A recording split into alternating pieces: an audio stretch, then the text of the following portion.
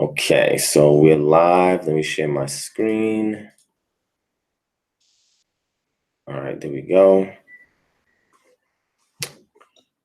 Okay, I need to share this link. Let me see. Let's see if this works. This should work.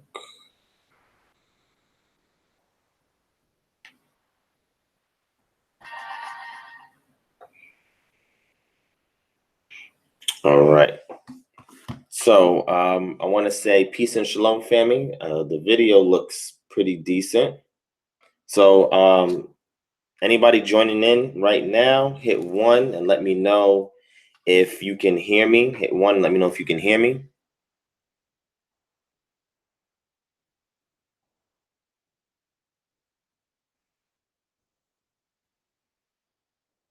And make sure that y'all can hear me before we get started.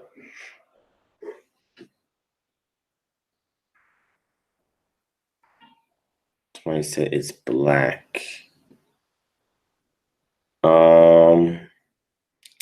Yeah, there shouldn't be no. I mean, I can see the screen. So okay, let me know if you can see me. Yes, that is exactly what that is, Dennis. You said the picture is black? I mean, I'm looking at the live chat. Yeah, it doesn't look like it's black to me because I can see it from my phone. You can see it too? Yeah, I don't know. Yep, exactly. That's exactly what I see, Pastor. I don't know whose screen is black, but okay, some people say they can't see me. All right. So I'm gonna go ahead and get started, family. Let me hide this real quick. The outline is black. I don't know what that means. I mean, it should be black. You should see a black bar at the top, black bar at the bottom. You should see me on the right. You should see Pastor Johnson, who I'm gonna introduce in a moment, on the left. Yeah, some people saying they can see and they can hear. All right, so family, go ahead and share this link. Share this link. I'm gonna go ahead and do the same too, and then I'm gonna get started. I got a real special guest on the line, and definitely wanted to introduce him to this platform. So y'all go ahead and share this. I'm gonna share this in 2 places real quick, on Facebook, and then we will be getting started. It's the first time we trying it out like this. All right, so y'all forgive any technical difficulties and delays. So just give me a second. Go ahead and share this here. All right.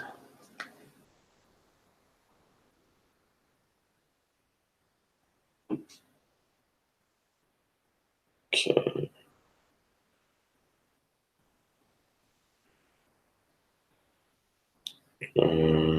YouTube.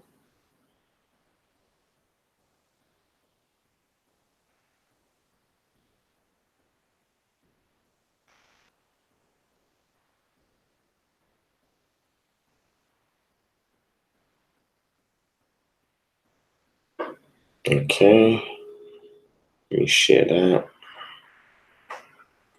And let's drop it in one more place. Okay, perfect. Let me drop it in here. I don't know how you did that, but What happened? No, it's working good. Oh, it is? Okay, that's what's up. Yeah. I think I'll be able to share it live on my YouTube channel also. Mm-hmm. Yep, you should be able to. Yeah, I'm not going to yet, but okay, no problem.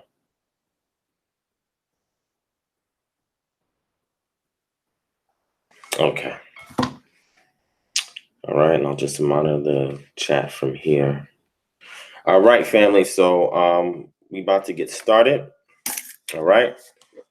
So I want to say peace and shalom, family. This is Divine Prospect of Kingdom Harbinger Ministries. So I want to give all praises to the Most High Yah, as well as our ancestors that laid the foundation for us to be here today. So that way we have an opportunity to have sessions like this.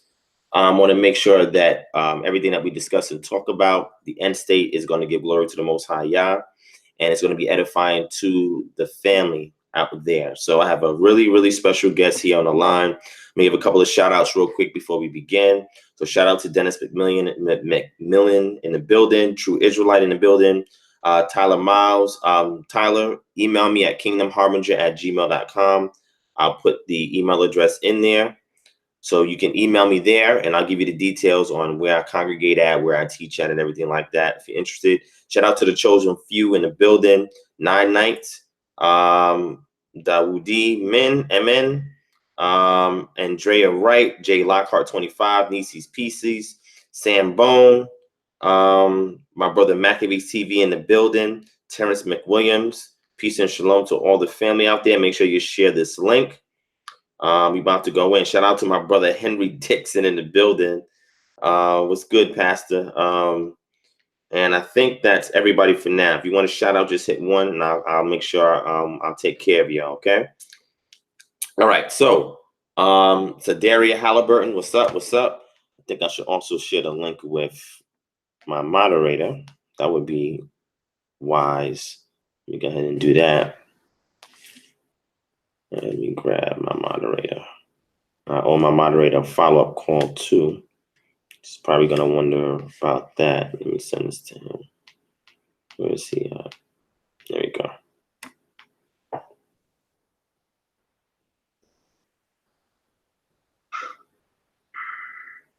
All right. There we go. All right. Okay, so all right, so let's get started. All right, shout out to Brian Williams in the building. I am him, not them. Shalom. So y'all keep coming in, y'all keep shouting y'all out. But let's go ahead and get started. It's almost 1:30 a.m. And I want to apologize for the delay, family. I was trying to come back home early. Today, I actually went to my aunt's funeral, burial, and repast. And then afterwards, spent some time with the family, comforting them and talking and having dialogue. I was trying to be home as early as I could be, but it's not that easy to do so under these type of circumstances, right? So unfortunately, we are starting late this evening, but I think those of you who are still up on a Saturday evening or Saturday morning and want to engage in this dialogue with us and partake in it, hopefully what we shared here will empower you guys. This is going to be a series that I'm doing going forward. I waited for some time to do it. I was going to start in 2017, but I decided I'm going to do it this year, and I got one of the best people to start it off with, all right, in my opinion. And pretty much what this series is going to be about is that there's a lot of pastors that are waking up, right? There's a great awakening that is happening in our community, and there's a lot of pastors who are waking up to, you know, the cultural elements of what we teach as it pertains to our Israelite heritage. And a lot of these pastors, either I've reached out to because I've watched them, or they've reached out to me. And what I want to do is I want to feature them in this series that I'm gonna give us a special name to it. This is just a pilot that we're doing right now. And I want to be able to feature them going forward so that way their voice can be heard on this platform as well. Pastor Johnson, I'm gonna talk about him for a second from my perspective. I'm gonna let him introduce himself, and we're gonna have a nice little dialogue. I've seen his video on one of my suggested videos some time back. I subscribed to his channel. I saw a few of his videos here and there, but as of late last year, I started watching his videos more in depth. And this year, I caught him live, right? And I was like, oh, okay, well, he's live. I said, you know what? I want to start that series. And Pastor Johnson looks like he knows what he's talking about. So I want to start off with him. So I reached out to him on his live a few times, and he reached out back. And then we played ping pong a little bit with calls. And then we finally got in contact with each other. We talked. And I found out that he was real down to earth, really easy to talk to, and very knowledgeable, right? So I definitely recognize him as a Zakhen or an elder.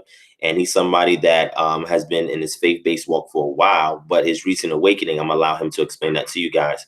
We also have a mutual acquaintance that we both share as well, which I didn't even know reaching out to him. It was incidental based on our dialogue and conversation. So it made things even more interesting for me. So without further ado, family, I'm gonna introduce you to Pastor Johnson.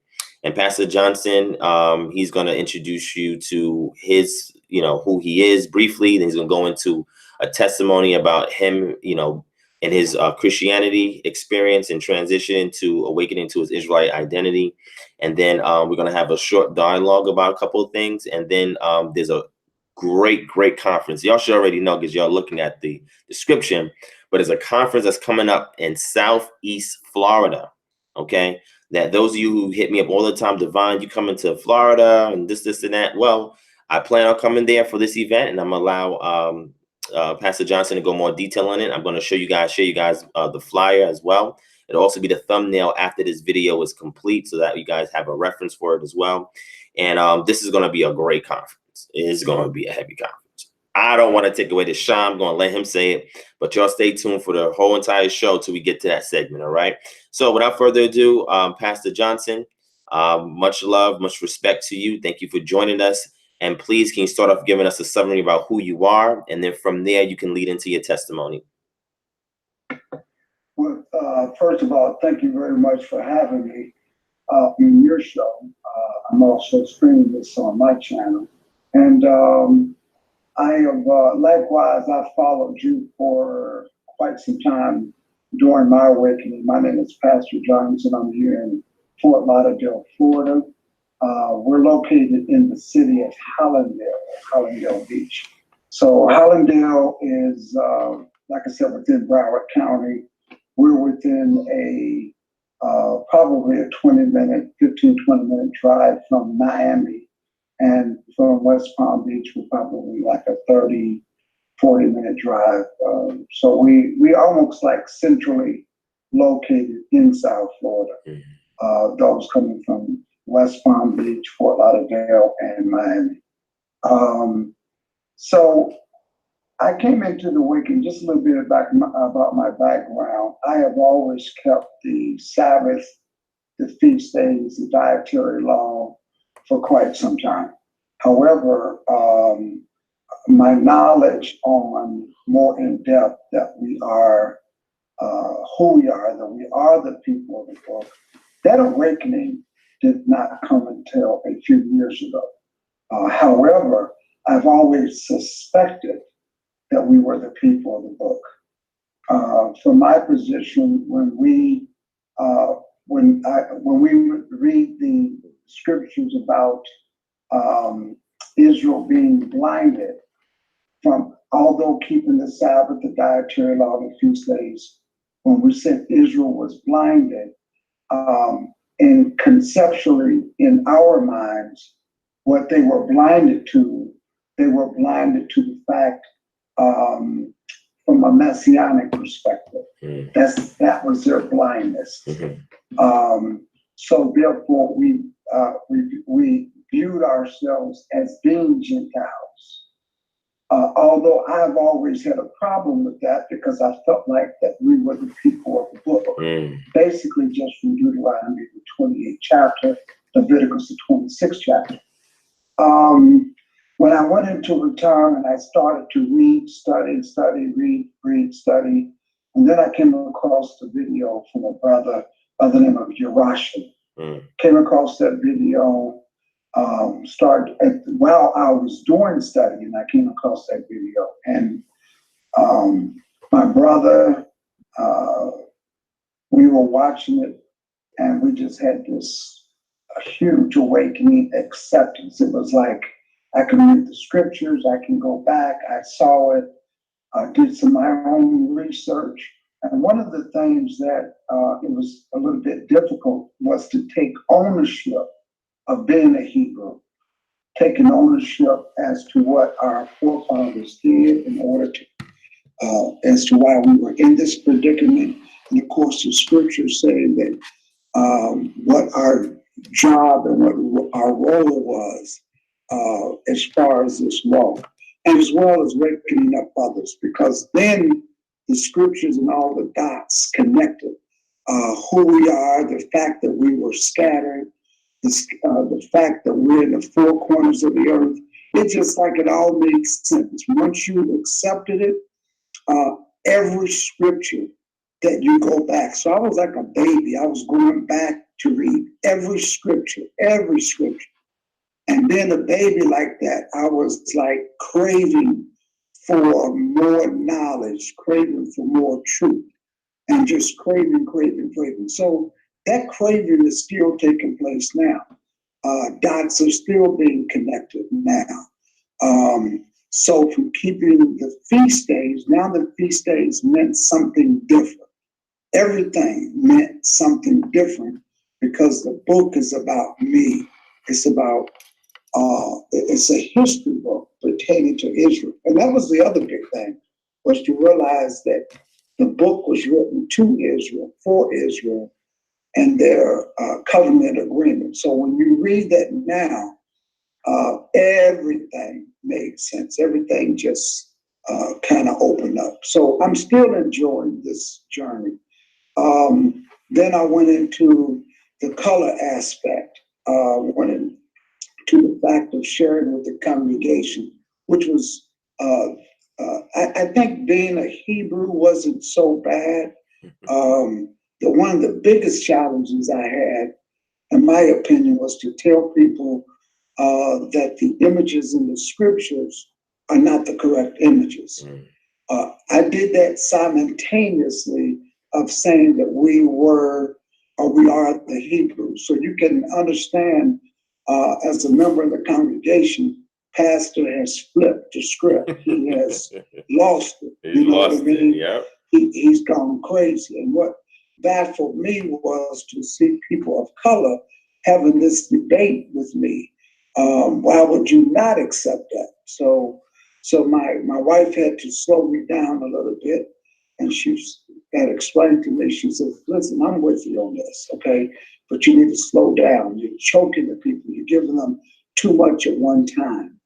And so I slowed down a little bit because in this walk, especially when you have a congregation, the leader or the congregation, when you have people following you have to make sure you don't lose any sheep.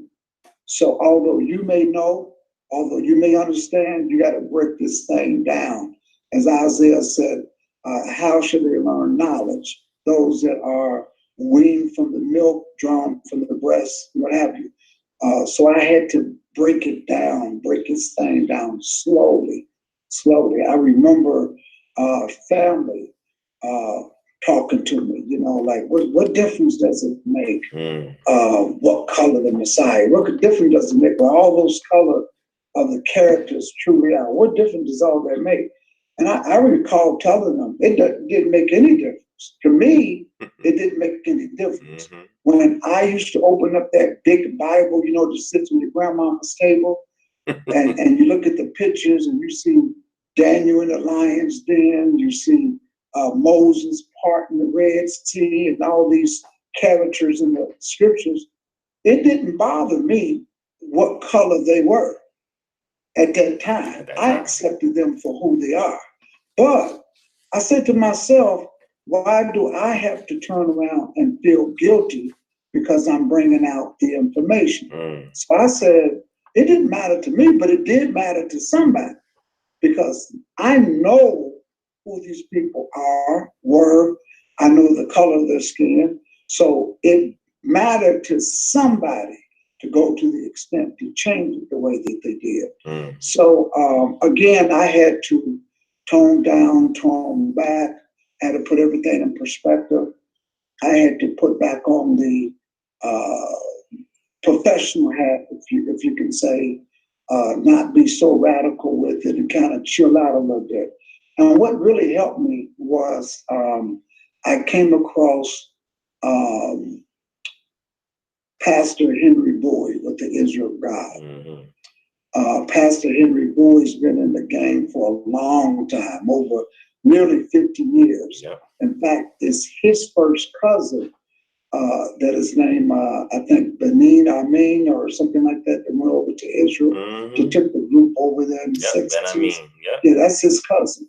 So Pastor Boyd's been doing this for a long time. So I got a hold to him.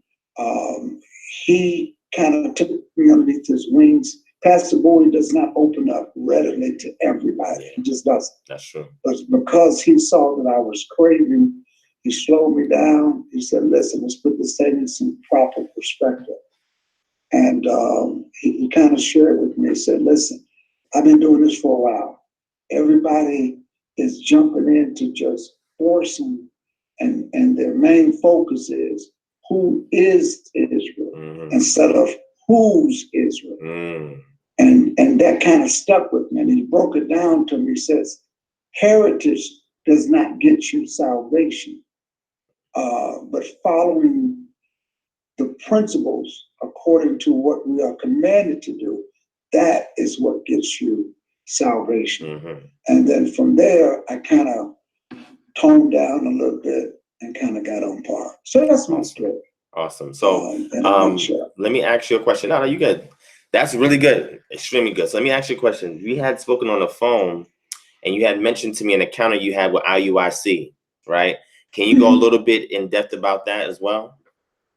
Yeah, I was when I just came in the infant stages of knowing the truth. My brother had called me up because I had just left our congregation, and of course I was watching everything on YouTube. Everything. I mean, I was watching all the camps. I was watching GOCC. The two that I was really exposed to was GOCC and IUIC.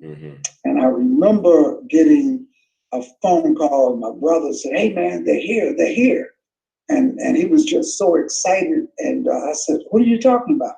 He says, "Man, the guys in the purple, man, they're here." So I was so excited because I thought that these brothers and what they were, I didn't watch all the videos straight through, but the ones that I came across seemed like that they were just really grabbing brothers off the street and they were teaching. Some of their methods were a little bit rough, would not have been my initial approach when I came across people. But, I said, hey, that's their style. I don't knock anybody's style. You know what I mean? So nonetheless, I was excited that they were they didn't come specifically at our congregation. They were in the neighborhood. So they were on the sidewalk. They were coming down the street. So when he called me, I made a U-turn. I had just gotten on the expressway. So it took me about 15, 20 minutes to get back through traffic. And I came out and I was just so excited and seeing these guys. So I walked up to them and they started in on me. I mean, I was excited to see them, but they wasn't excited to see me. So I was welcoming them with great arms open, but I didn't get that. It was like, hey, my brother, where is this at? Well, how come you got on that? And read, So I kind of got that kind of treatment, right? So they started, and then I just said, wait a minute, I can't sit there and get beat up like this. I mean, I just left the congregation. It's the Sabbath, I know who I am. I know what I'm doing. And I can't let these brothers get on me like that. So what happened was they just happened to read. He asked a brother when I told him I was a pastor. And he says, so you the pastor? Where? Over there? Okay. So you coming out on the Sabbath? Yeah, my brother. But, did you know this? Did you know that you're supposed to be doing this and that and that? He says, get me Isaiah the 58th chapter. And so I said, oh, here's my time to get back, right?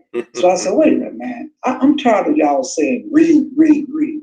This word is supposed to be in your heart, of your mind, right here. Why do y'all got to memorize everything? You flip it because the guy took some time. He was trying to find it. And I started to quote the scripture because we quoted like one of our routine scriptures every week from verse 1 all the way through. So I started quoting the scripture. And I said, man, you young brothers, man, how you teaching these guys? And so the guy was like, hey, man, slow down a little bit. So I said, no. I said, I told one of my guys, cut the video on. Let me school them. So I started to dish back some of the other stuff. And I said, you guys don't even know how to read, you don't know how to memorize scripture. This should have been in your heart. So I guess he was the head guy. He said, hey, man, what are you doing? I said, he and I stepped to the side. I said, man, you coming at me. I can see if I was a first-day pastor. Exactly. I'm a pastor that keeps the Sabbath, feast days, dietary law, and I know we Israel. But you out here, bringing these guys out here clowning on me like this. So he said, we're doing street ministry. And he told everybody calm down, because I had one of my elders, he was getting riled up too. And he said, everybody calm down. Yeah. So I said, let's just talk this. I said, so first of all, I said, let's start all back over. So I officially introduced myself to them. And I just said, hey, we're brothers out here. I love what y'all doing. I like how you're all carrying on. And the guy invited me to their class. So I stepped in once, but when I went back again, they had moved. And I think he may have even switched to something else. He's still a Hebrew. I think he started to do another camp, if I'm not mistaken. One of the brothers was telling me. But that was my first experience. Wow. So that was kind of strange. I just didn't expect to get that kind of treatment. You know what I mean?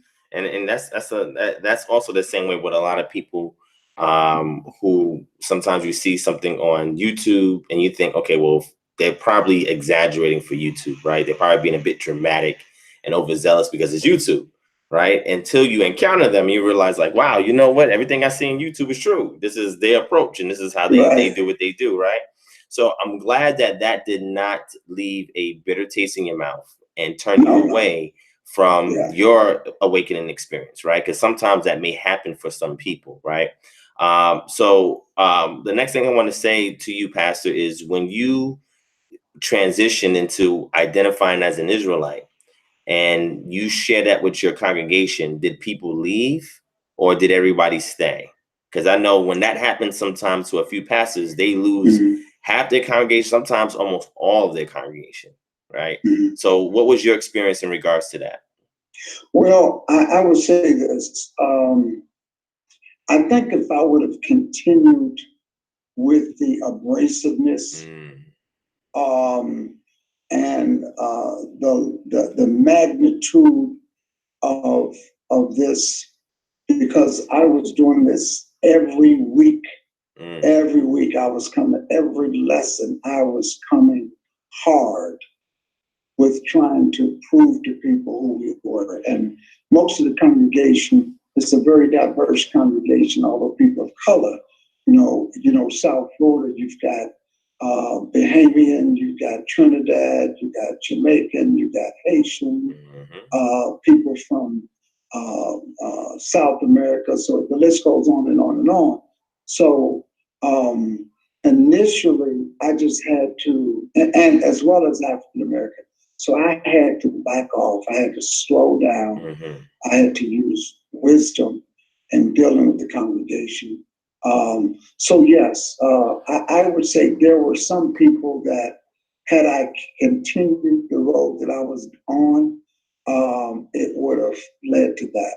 I will tell you that we have actually, since I've kind of toned down and the focus and the methodology that I'm using to give the word, we've actually added members. Wow. Less than a year, I would say a little bit, around 40 is the number. Wow, nice. We've actually added. Nice. That's good. Yeah. So again, this is really exciting to hear. People who wake up and identify as being an Israelite, who was once in Christianity. Just so I'll share with you a little bit of my background story, the abridged version. I was raised in Christianity when I was younger, under the Pentecostal holiness, right, denomination. And my grandmother was an evangelist, and she still is an evangelist today. My mom, she's also in the church, and she is a missionary in the church. My sister and her husband at the time, They were also involved in the church. And this is all when we was younger, right? My grandmother, she was also my mother's side. She was also involved in the church, and the evangelist grandmother's on my father's side, right? She's currently out here in Atlanta. So the interesting thing was when I was growing up, my mother would say to us, this is my house. So one of the rules is y'all got to go to church, right? So it wasn't something that I particularly look forward to, but it's something I made the most out of, right? When I got older, I was about, in my early 20s, when things were a little bit different because now I'm an adult and I can make adult decisions and so forth. I decided that I wasn't going to go to church anymore. That's just something that I didn't want to do, right? I had eventually moved out my mom's house and got my own place, and I've been living on my own since then. But it was an interesting experience because in 2008, I had prayed a prayer that was extremely carnal, and I was saying, "Hey God, listen, I'm just gonna keep it real with you, right? I'm gonna keep it a buck with you. I'm just gonna say to you that, when I get older, when I get in my 50s, my 60s, right, when I'm retired, I'll consider going to church and doing the church thing because I know there's something to it, right?" I said, but in the interim right now, I have other plans. There's other things that I want to do. You know what I'm saying? And I was like, I want to live my life, get that out the way. And then when I retire, then, I'll settle down and do the church thing, right? I said, but if you want me to do something right now, I said, I would like for you to reveal yourself to me, reveal some truth to me, something that is concrete, right? And this is what I said at that time. So during that time period, I had watched a documentary. At that time, it was called Zeitgeist. And I don't know if anybody, I'm sure probably people watching have watched that as well. It's called Zeitgeist. So when I watched Zeitgeist is not a religion-friendly documentary, right? It really actually, it really, one segment of it actually attempts to debunk religion and more particularly Christianity, right? But one thing that was interesting is outside of that, a lot of the other content was forward-looking things that were going to happen if we don't do something to intervene, right? So when I had recalled for my memory roller bank, I was like, you know what? When I wasn't going to church, I could recall vaguely some scriptures that I had read in the book of Revelation. So I went into the book of Revelation and I was digging into the book of Revelation, and I saw that a lot of things that was being said in the documentary, although they were trying to discard Christianity, actually seemed like the stuff that they secularly was looking at was fulfillment of what we seen in the book of Revelation. And I was like, oh, it's like, wow, this is kind of deep as far as the money system, the religious system, the political system, and the direction that everything was going, that the powers that be what they were doing, you know what I'm saying? And then that's when I, during that time, I started to research about the Illuminati and all that other type of stuff, because what they call conspiracy theories. And I was real heavy into that, right? So then in 2008, that same year, I said, you know what? I'm gonna go back to church, right? But I'm gonna go to Bible study. I'm not gonna go to Sunday service, right? I'm not there yet.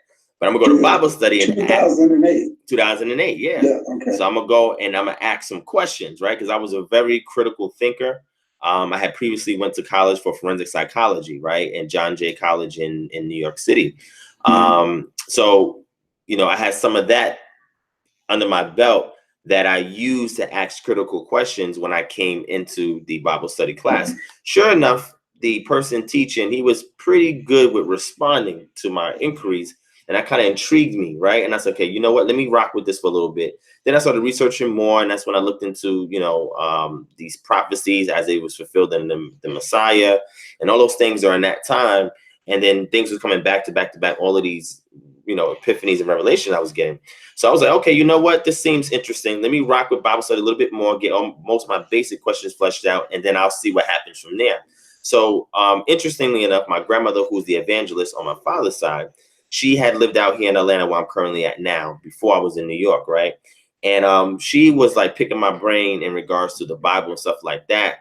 And the way her approach, the way she was doing it, felt like it was like a subtle attack. Like she was trying to like see how much I knew, and if I didn't know, like she would try to jump in and correct me. And I'm the type of person where when I get challenged like that, I like to be able to have something to respond, especially at the time if I didn't know. So what I did was I started studying the Bible more.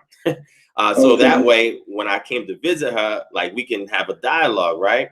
Yeah, So yeah. it's funny. This is a really interesting situation. So during that time period, my grandmother had a computer that had blown out, and I've worked in IT for a good amount of years, right? And tech support. So I told her, I said, hey, look, grandma, I'm going to buy you a new computer, and then I'm going to set it up for you, right? So I said Okay. to myself, wow, this is a divine appointment for me to go there and use that as an opportunity to go in, right? So I went there the first time, and this is in 2009 for New Okay. Year's. And I went there to go set the computer up. But at that time, I was told not to say nothing, so I didn't say nothing. I came back again Right. about 3 weeks later to visit again for 3 weeks later. I'm not sure why, but I came back 3 weeks later. And I was looking for that opportunity, like for her to say something so I can go in, right, from all the stuff I was Right. studying. And eventually it didn't happen. So she invited me to go to church, and I went to church with them. And mind you, this is when I was a Christian, right? So I went to church with them, and I said, all right, I'll go to church. And I said, I'm gonna see what the pastor's saying, because I'm sure there's some false doctrine up in here, whatever the case may be. So this pastor actually preached a pretty good sermon. Even looking back on it, it was a pretty decent sermon. And then he did the altar call.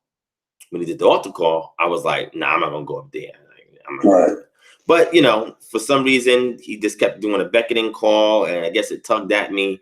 And I said, all right, I'm gonna go up there. So I went up there. When I went up there, they had the altar workers there, and they said, all right, we're gonna pray for you. So they started praying for me, putting oil on me, and they said, just say Jesus, Jesus, Jesus, Jesus, Jesus. Kept saying the name Jesus, whatever the case may be. And then that's when I have claps on my knees. And, at that time I was just saying Jesus. And then all of a sudden I started speaking in tongues, right? So that's my Pentecostal experience, right? And I don't know if I went that in depth on this channel yet. So y'all are really getting a peek into some of my history. So while I was doing that, one of the things that my grandmother had taught at that time, she taught, according to her doctrine, you can't receive the indwelling of the Holy Spirit until you're baptized first. You have to be baptized first before you can get the speaking in tongues and the evidences of the Spirit. Like, that was a doctrine she was teaching. And at that time, when that happened to me, I was not baptized at that time, right? But that happened. So when that happened, she was also doing altar work. So she saw me there, and she saw me, but she didn't really hear what was going on. And then the altar work was, oh, he's speaking in tongues, speaking in tongues. And then my grandmother kind of peeped that. So then after service was over, she was kind of like avoiding me. She didn't really want to say nothing to me. But when I got back to our house, I had a small conversation with her about it. And she's like, you know what? God works in mysterious ways. That was her answer for it. You know what I'm saying? But from that time on, I said, look, now that I got the Holy Spirit, I'm going to go ahead and go forward with this Christianity thing. And I'm gonna do what I can to contribute. So I started a ministry called Perfecting Holiness. And, pretty much what it was a helps ministry, where I would help, different congregations and churches with their Bible study plans, with their Sunday school lessons, with outreach and so forth. So it was really like a helps ministry, right? And then I was doing some teaching, and then I was getting requested to do speaking. So I spoke all over the U.S. And just preaching, right? But my style was more teaching, preaching, right? And you can see maybe some residue or vestiges of that in some of my videos on my channel, right? Because that's kind of like was my style. But in the Pentecostal holiness movement, they like the whooping kind of preaching, right? So it wasn't that popular, but people were intrigued by it. And what it did was it inspired them to go and research some more. So long story short, in 2012, I had preached my final sermon for being a Christian at this Nigerian church. Really interesting. And then a friend of mine, she was like on this journey with me too, like trying to get into Christianity, but she really couldn't. So what she said to me was, she's like, oh, I can't do the Christianity thing, because she's reading like the church fathers and systematic theology and all this stuff, and she couldn't get into it, right? And she was like, you know what? I put that stuff down, but now I'm researching something else. Do you want to see what it is? I said, yeah, sure. What is it? So then that's when she introduced me to the Black conscious community, right? And then she started telling me about all these people that's in that community, and started sharing the videos and stuff with me. And this is back in 2010, I think maybe in 2011, 2012, right? So she started sharing this information with me, and I'm like, wow, this is kind of interesting. I said, some of these videos have I seen before, but I didn't really understand it. I kind of, like, as a Christian, just dismissed it, right? So she was like, yeah, why don't you read this? So she had like all these books, and started giving me books and started showing me videos. I was like, so my mindset was like, all right, I'm going to do it so that way I could show her the error in it, and, teach her to kind of like reject it and come back to Christianity, because she about to lose her soul, right? Like, that was my mindset. Yes, I'm doing something. What's up? Okay, let me. There you go. Go ahead. You're welcome. So I was like, okay, let me check this out. So I started research, and that's when I started learning about the Kemetic paradigm. I started learning about the Black conscious community and the various different sects in there. I started researching about the Moors. I looked into the Hebrew Israelites, and I started seeing them because in New York as a Christian, I had went to various camps and was interfacing with Hebrew Israelites. It's common in New York City, you know what I'm saying? So I started interfacing with them. And I started bringing scriptures out, from a Christian perspective, and they started doing it from an Israelite. So we went back and forth a couple of times. I know I rolled up on Zabak in the past. I rolled up on Hashar in the past. I rolled up on Brother Dan Ya'ala in the past. And they may not remember any of that. I think I've seen myself in one of their videos. But I went up there and started asking questions and stuff, right? So I knew about the Hebrew Israelites, but I didn't really know all the core tenets of the Hebrew Israelite movement, right? So during that time, when I was researching all the stuff in the conscious community, I said, you know what, this stuff is really interesting. I said, but my major thing is to try to discover why are we in the plight that we're in today, right? And trying to get more details in regards to that. So to fast forward, I started researching for a period of time. I stopped going to church and all of that. Took maybe about 6 months to a year or so to research everything that was out there. But for some reason, I was tied to the cultural elements in the scriptures, and I was unable to detach from that. Although I was watching videos where they was banging on religion, and then maybe as a byproduct talking about the Bible. But for some reason, hold on real quick. Give me 1 second. Let me step away for a second. Okay. And I'll also just share with you all while Brother DivineProspect is going. One of the other things that I had to deal with was, one of the wisdom things was to bring my elders in. We have about 7 elders, including myself, was to get buy-in from them. If I didn't have buy-in from the elders, I knew I was going to lose this thing. And I grabbed that motto from the Israel of God. Pastor Bowie is very intelligent, where all of his people are teaching the same thing. All of them are teaching the same, not necessarily the same way, but they all are on the same page. And I knew that if I didn't get my elders to understand what I knew, there could be a division. So one of the things I did was I brought in all of the elders.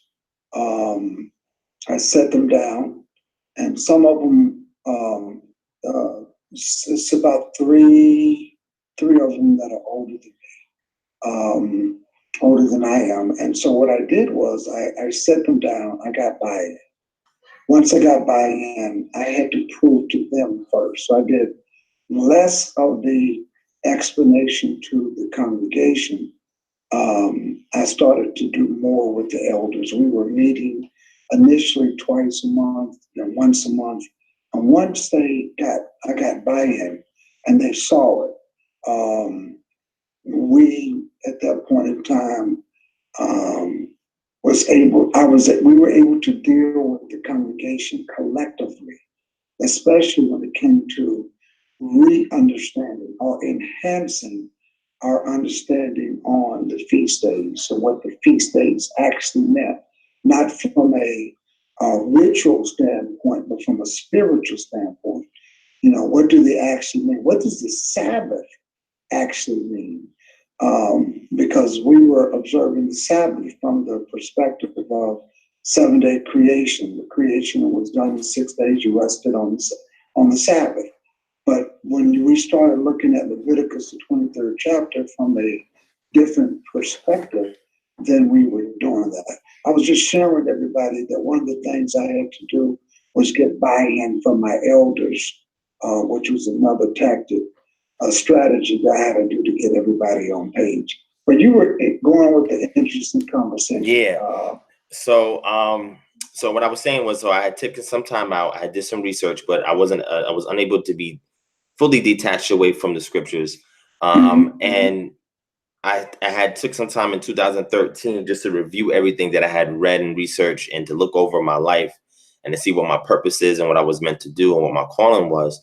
And then I was more drawn to the Israelite paradigm, Hebrew Israelite paradigm. And I said, okay, you know what? This to me looks like it's a bit more solid.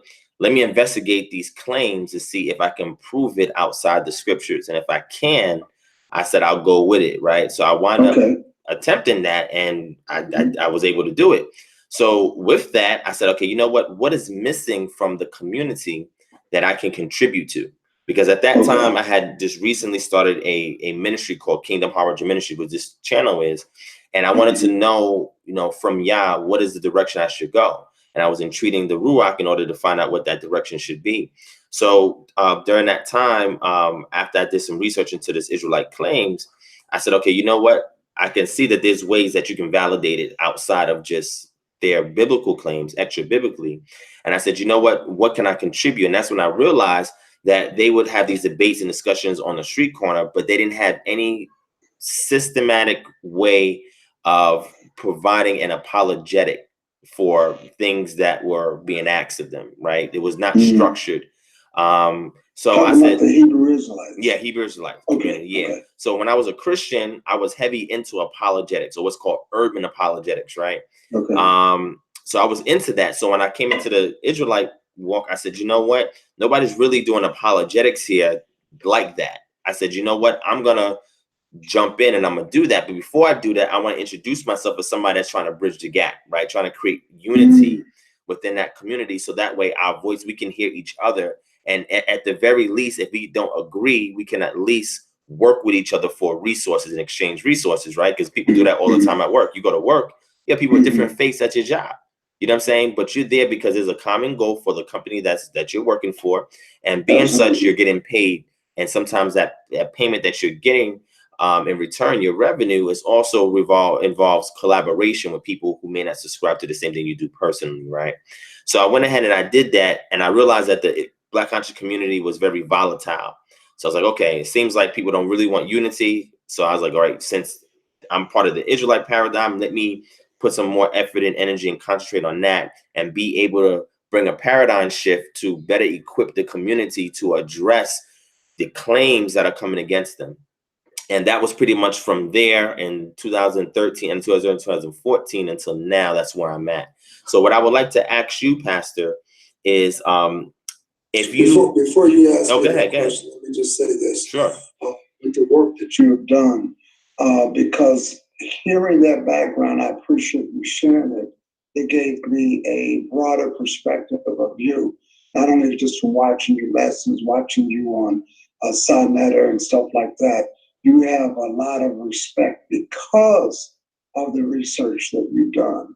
And just watching your approach, I said, I like this Hebrew. I like this Hebrew. I appreciate this Hebrew takes the time, and there's a lot of respect that the Kemet community has for you because of your research and how well you can articulate our existence, because that was always a problem. But I think that what you have done is you have opened up the door for them to at least respect the work that you've done to show the existence of our people, where they can step back and say, okay, I respect this brother because he is showing research. And that's something that they're about. And I'm not against research. I love research.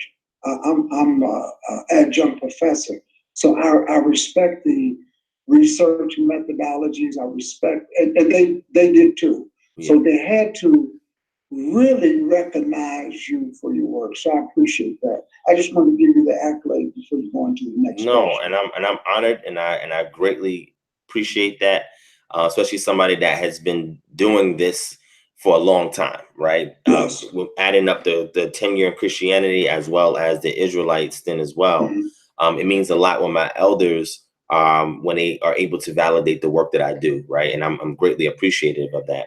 And what I wanted to ask you, Pastor, is when you, I'm sure you probably still have family members that are Christians, right? Some associates that are Christians, maybe even friends that are Christians, maybe even co-pastors that you know of that are Christians, right?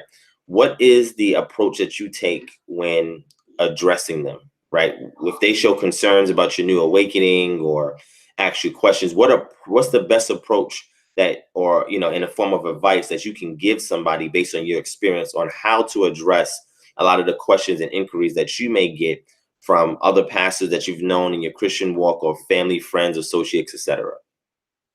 Well, let me say this, because when you say Christian, I want to address two different categories. Sure. There's the Romish Christian community of pastors that I know who are of the strong Romish Christianity base. Not to sound harsh, I really don't care. I didn't care what they thought anyway, because I was very strong in Sabbath observance anyway. I knew what I knew. I will tell you that being in this walk of being a Hebrew, it strengthened some things that I was not as comfortable in dealing with a Romish Christian pastor. Okay. So now I'm more solid. I can deal with any level of that. The thing that really, that I was really surprised about was pastors that I know, let's say, of the Messianic ideology. They're keeping the Sabbath, the feast days, the dietary law, but they just don't know they were Hebrews. So that was a little shocker for me, because when I went to that, because I expected those pastors to be at a level of understanding that when you bring something in the Word to them, and you can go through the Word and show people things in the Word, you don't expect resistance, because they're so used to going through the Word to defend the feast days, no Christmas, no Easter, eating clean. So they're very good at, when it comes to breaking down the scriptures, to articulately explain those things to a Romish Christian pastor. So when I brought this stuff about who we are, I was a little overtaken, where I got rejection, got strong rejection. And what difference does it make? Why is that important? And I would say because it's in the scriptures. If it's in the scriptures, it's important. Now we're picking and choosing what's important and what's not important, where all of the book, especially the so-called Old Testament, because I don't consider the New Testament scriptures. And that one little leaflet, those are testimonies, but the scriptures, all throughout the Holy Scriptures, the Torah, the prophets, the Psalms, it talks about Israel. Israel is the apple of his eye. Israel's scattered. And the Most High, when he returns, he's going to gather Israel. Not only is he going to gather Israel, when you read over in Zechariah, at the beginning of the books, he says he saw 4 carpenters. You want to know who these people were? He said, these come to fray the nations that have scattered Israel. Although the Most High was upset with us, and he scattered us and he beat us and put us into the condition that we're in now. No doubt there's a prophetic word, futuristic, that's specifically for Israel, that you cannot ignore. So these guys kind of surprised me. But what happened was, how did you deal with them? Was I wanted to find out from them, what more proof do you want? What more proof? So some of these guys are educated, bachelor, master degree, stuff like that. So they went down that road with me, right? I want to see scholastic information to prove what you're saying. And this is where At the time, in my excitement in this walk, I was doing a conference called the Great Gathering Hebrew Conference.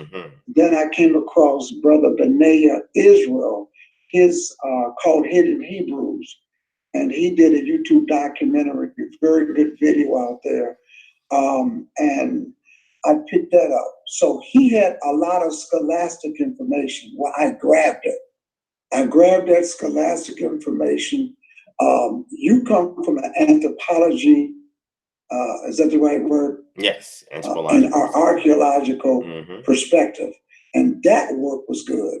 I hadn't seen anything written that you have produced, but when you have done some of your debates, I've seen some of the stuff that you had presented, but I didn't have the material. With Brother Benaiah, I reached out to him and he physically gave me the material, exchanged it on social media, and I was in heaven. Well, not heaven, I was just in scholastic, euphoria, right? And so what I did was I went to go call some of these individuals back up, but people literally don't take the phone call no more. Wow. This is a walk that people will just ignore your call. Wow. And so I just said, wow, it's at that point, it's just not meant for them. Exactly. It's just not meant for them. And some people are not going to be right. But when you know what you know, number one, I tell people, be solid in what you know from the Holy Scripture. That's the number one place. Be rooted and grounded with what you know and what you believe. And with that and that alone, you can't be blown. You're solid. You're like that tree, as they say, by the rivers of water. It cannot be moved. With who we are and what this walk is about, I'm as solid with just the scriptures. But the scholastic standpoint was just the icing on the cake. And so sometimes when you want to give somebody something, you might have to give them a little taste of the icing first. And if that's the scholastic perspective, then I didn't mind giving it to them. Because I knew it was going to lead them to the cake. Exactly. So that didn't bother me. But the fact that some people just don't pick up the phone no more, I just said, hey, it's their loss. Because this is a beautiful walk, man. This is a beautiful walk. To know that that's your history book, and you can read it, and you can trace yourself back. You got people like Ron Dalton, who has done a DNA analysis. And let me just say this: in this walk, as a person that started this and started my YouTube channel, I'm just down here in South Florida. I came across one of the oldest teachers in the movement, or in the walk, and that's I was going to call him Dr. Henry Boyd, Pastor Henry Boyd, because he has a lot of information of One West, where all of those guys started from. So, and he has a very, very successful Hebrew congregation, probably the largest, most organized in the United States. Well, let me say international, because he's international. He just don't go shooting that horn, tooting that horn. But this brother, the Israel God, is international. I had an opportunity to be there. You remember Brother Urash? Oh yeah, I seen the picture with you and him. Yeah, I had opportunity to meet Brother Urash. I had an opportunity to meet you, because I was just proud of what you did. So our interaction a few weeks ago, I had an opportunity to meet you. I had an opportunity to meet Brother Benaiah Israel, Brother Ron Dalton. So and Akweti, you forgot Akweti and Ahmad. Akweti Ahmad. Oh my gosh, that brother, man. Oh my God, he can break down some Paleo Hebrew. And he's awesome. He's awesome. I've even had the opportunity to speak with Pastor Dow over in Tennessee. Never met him in person, but we only had one conversation, so I really don't count that. because we don't know each other like that. I can't pick up the phone and he knows who I am calling. Yeah. But you brothers, you 6 brothers, who's had that opportunity? You understand what I'm saying? So I feel like I was blessed to have the spectrum of Hebrewism from all dynamics, all understandings of thoughts. So from an archaeological, anthropological, DNA, historical, and from I say Pastor Bowie is a strong biblical. He's one of the strong biblical persons that I've seen. He doesn't really deal, well, he does a good 5-week lesson where he brings outside material in, but somebody that's just been in this for a long time who can guide you so you don't run across those stumbling blocks. So I'm a very blessed brother. I really am. All praises to the Most High. Awesome. Thank you so much for that, Pastor. So if there was one go-to scripture, maybe 1 or 2, or I'll do maybe 2 or 3, but 1 would be ideal that you can go to that will help to bring everything full circle as it pertains to your walk and what the Most High is doing at the moment in regards to your awakening and your experience and your purpose. Something that would edify somebody else. Which scripture would that be? And give us a little bit of exegesis on it, or elaborate on it a little bit more. I think the one scripture that has been very beneficial for me is Leviticus, the 23rd chapter. Leviticus, the 23rd chapter, talks about all of the feast days, holy feast days that the Most High that came from Him. That came from Him, they're holy. They're His. That's why they're holy convocations. And I've learned that they are a plan to salvation. They tell a story. So if there's any one scripture in this walk that has been very beneficial to me in this, it would be that scripture. Without understanding that scripture, understanding that entire chapter, what it really means, what it's really trying to tell Israel, because this is something that Israel, being a kingdom of priests, is supposed to understand. So even before you grasp the fact, or even after you grasp the fact that you're Hebrew, the heritage, without understanding the Leviticus, the 23rd chapter, you don't get nothing, brother. You can understand who you are. You can understand your historical background from every angle in the world. But until you understand that is what unlocks. That's what unlocks our relationship. That's what gives us the most understanding. So without that, you're nothing. So that's my scripture. Awesome. So let me ask you this final question, and then we're going to transition into the event coming up, right? Okay. The last question I want to ask you is, have you encountered any urban Christian apologists? So, there's different brothers out there. There's somebody named, he goes by Dr. Eric Mason. You may have also, if you heard of this guy named Vocab Malone, and there's other people like So Real and others. These are urban Christian apologists, and their objective is to thwart any progress from any other sect that opposes their core Christian values, right? So I don't know if you've encountered anybody like that. It may not be a big name, it may be a small name, but somebody that identifies as an urban apologist. So if you have encountered, can you give us your experience, and or if somebody was to encounter them, what advice would you give them? Okay, so I have seen Vocab Malone. I've actually seen, there was a group of brothers at the Israel of God that he did go to the Israel of God. He did go to Chicago. Conference room, and they did have a conversation with him. Then there's Mason. I think I've seen a couple of his things. To me, this is what I see. Nobody is really explaining this thing to them. They are capitalizing on they're capitalizing on a group of individuals who I don't want to say that they're angry at all. I don't want to say that at all.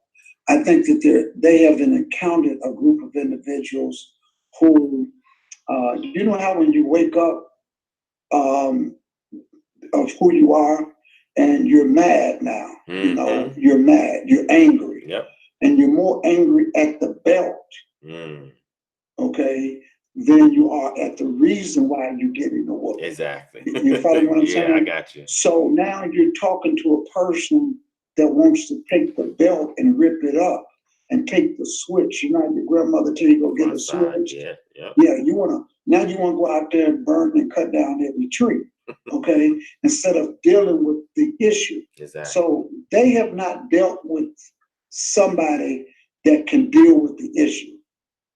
I can deal with the issue. I'm not saying that I'm a challenging them or anything like that. It's a waste. When I hear them, it's a waste of time. It really is.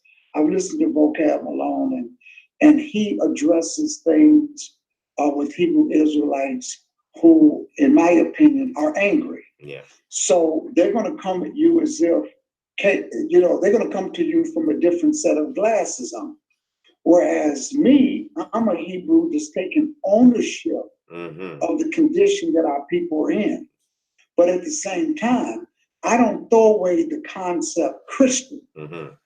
I will separate Christian from Roman Christianity.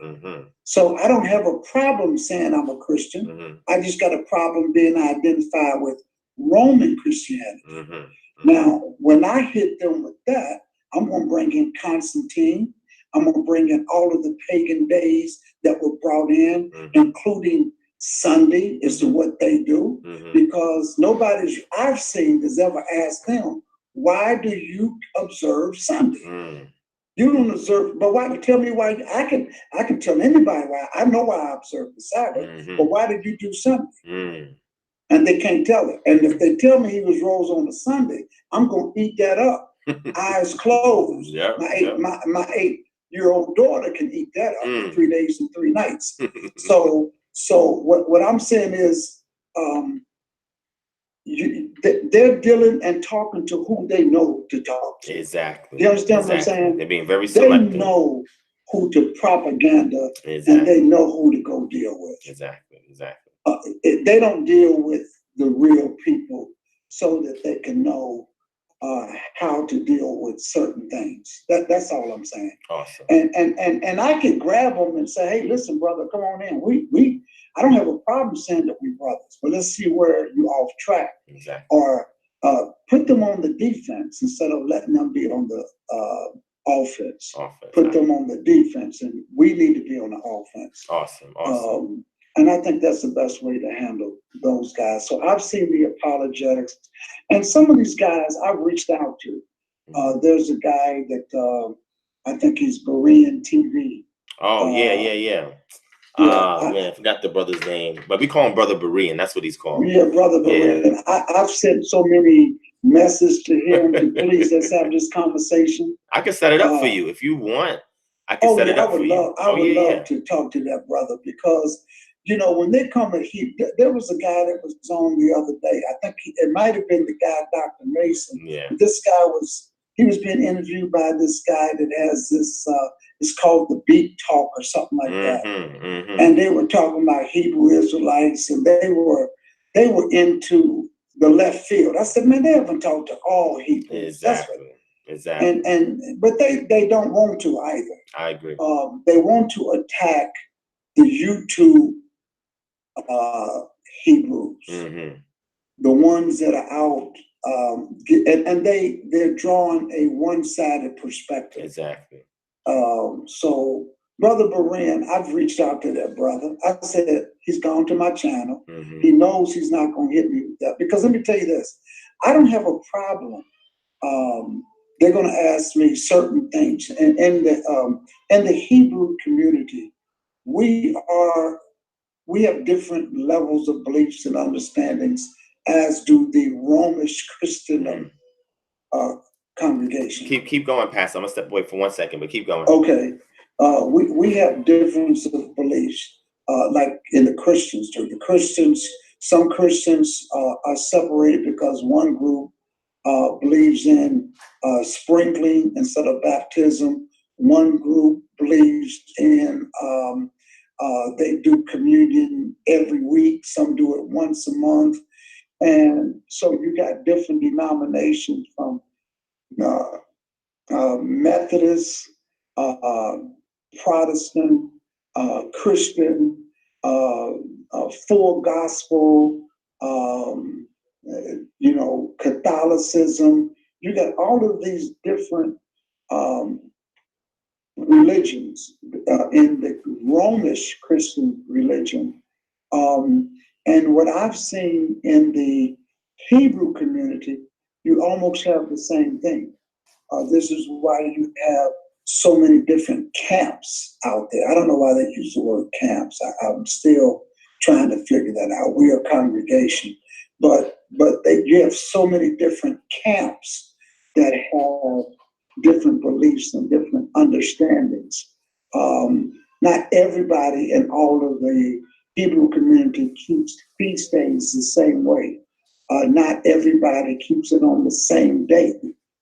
So therefore, because of those various understandings, you're this way. You're in multiple different ways of doing that. So what I think some of these apologetic people have done is they've gone after one particular group of belief in the Hebrew community, and the ones that can deal with them to slow them down and answer their questions, in my opinion, they stray away from them. They don't even deal with them. So they go after these other groups that really cannot answer the questions. I've seen GOCC deal with this guy, James White.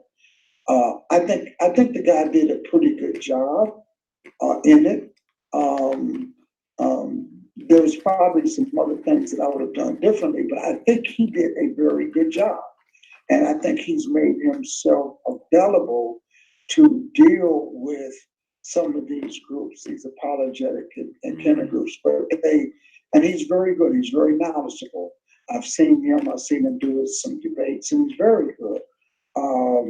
So my hat's off to them in that community. I don't know much about GOCC or anything like that. But what I was sharing with everybody, there's so many differences of beliefs, even within the Hebrew community. And what I would like to see is, I tell you some of the shortfalls that I see. One is the most important book that I think is important is Leviticus 23rd chapter. I think the Hebrew community is all over the place. You got some that don't keep the feast days. They don't know what the feast days mean. Some people trying to figure out how do you keep the feast days. And they're having all of these debates, but nobody knows why. I haven't seen anybody know why Passover? Why is Passover before the Feast of Unleavened Bread? Why are they in the chronological order that they in?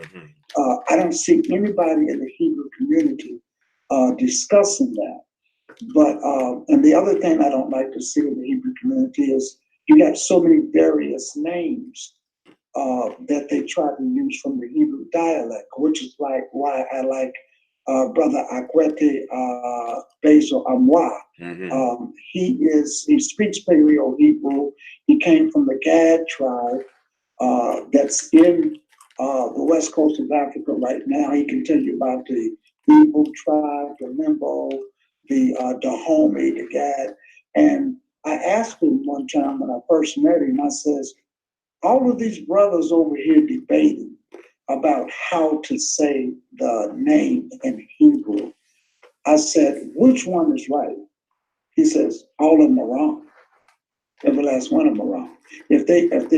Because what they're doing is they're trying to say a name by putting in vowels in specific places and to create a sound based upon the position of the vowels.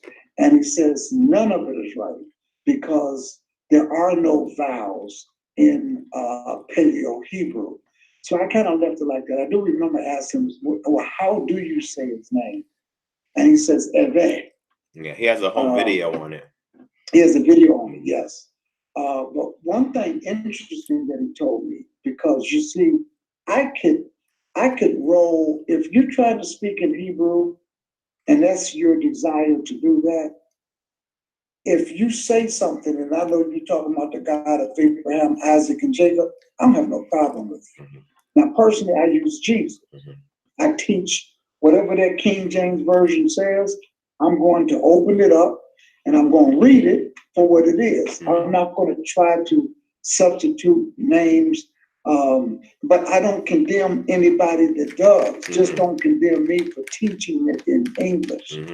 One thing that we have to do is teach it in the language, because Isaiah 28 says, with stammering lips and other tongues will he reach his people. Our people have been scattered all over the place. So we can't get so narrow-minded with this thing where I saw two camps arguing with each other.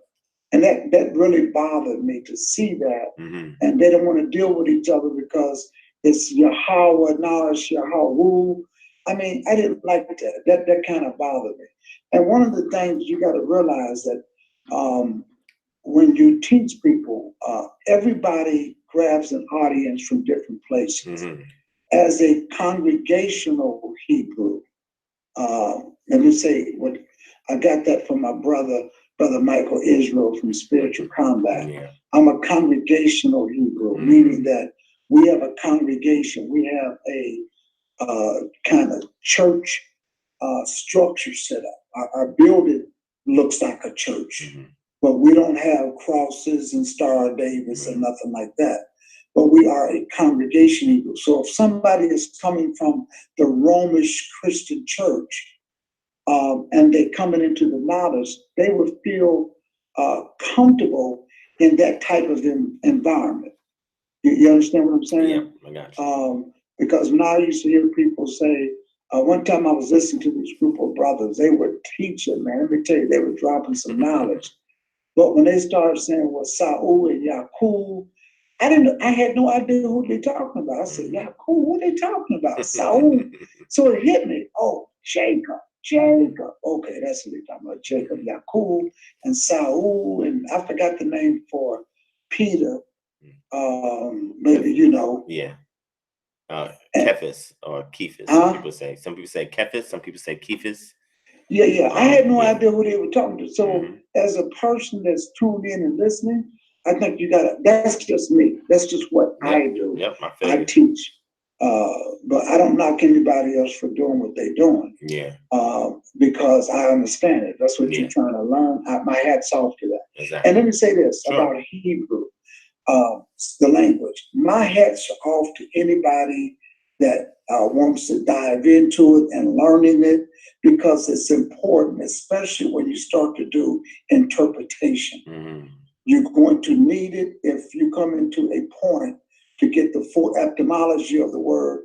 And I'll give you an example. There's different types of Sabbaths. You got the weekly Sabbath, and you got the feast day Sabbath. But when you go back to the original language, they are pronounced differently, but they're translated the same. So I think Hebrew is important to dive into when it comes to situations like that, and a lot of other situations as well. So I just wanted to say that, because I'm not knocking anybody learning, speaking, or teaching in Hebrew along with English. Awesome. You know, in South Florida, you got people who speak Splankish. So they'll start talking in English, and then they'll go into Spanish. So they start speaking in Spanish. They get to certain words and they say it in English. We call it Splankish. So I'm not opposed to any language, any tongue that anybody does.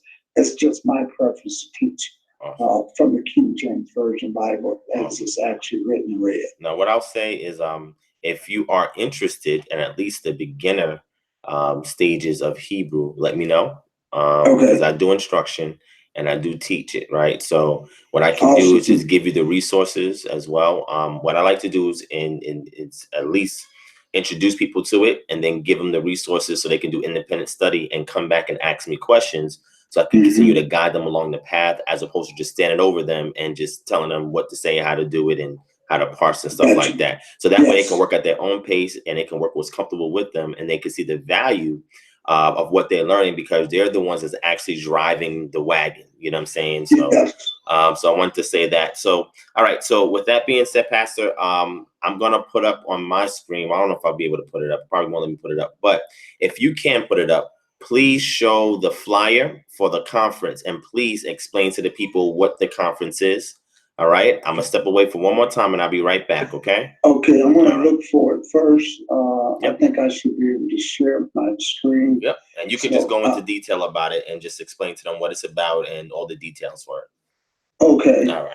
I'm going to try to look for it. You all bear with me for 1 second here, because I actually have to go find it. And I do know where I can go find it. Let me go over here so you can see what's going on. I'm going to use this one right here. So I'm going to step out of this, and I'm going to actually share my screen so that you all can see it. There's another one. Okay. So let me go this. I'll share my screen with what I got open here so you all can see. Okay, so basically what we have the Great Gathering Hebrew Conference, the Great Gathering Hebrew Conference. This is a conference that I've taken so far in Philadelphia. That's where it started at. And it also has gone to High Point, North Carolina. So we went there, one in October. We did another one in February of this year. So here's information on the conference, what we're going to be doing. Here, let me see if I can show this. Okay, so this event is March the 29th, March the 30th.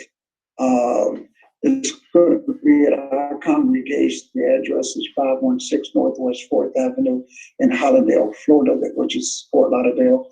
It's called the Great Gathering Hebrew Conference, and we're going to be presenting the film Hebrews to Negroes.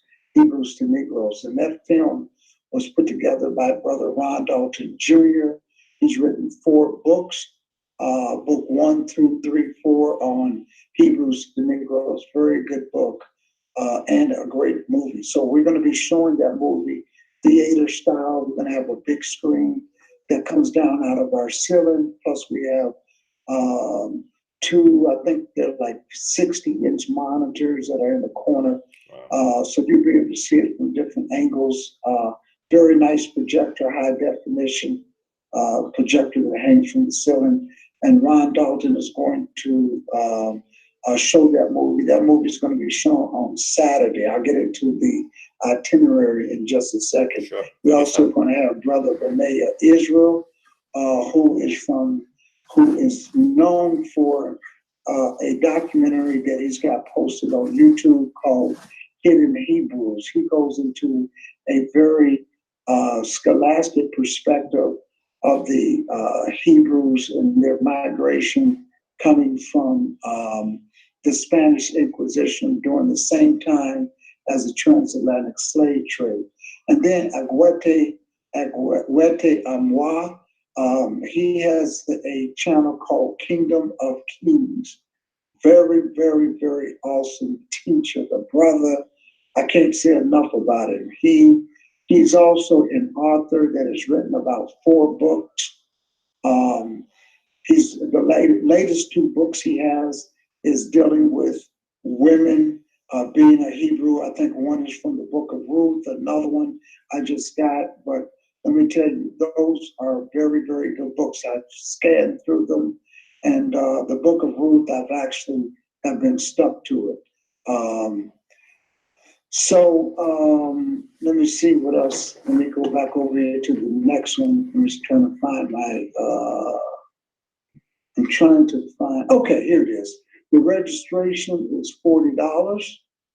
You can go to eventbrite.com, eventbrite.com, and you can register. Now, when you go to eventbrite.com, just put in the word Great Gathering Hebrew Conference, and it's going to come up.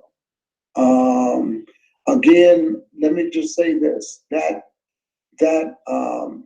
The itinerary is going to be on Friday evening from 7:30 to 8. We're going to have networking with appetizers.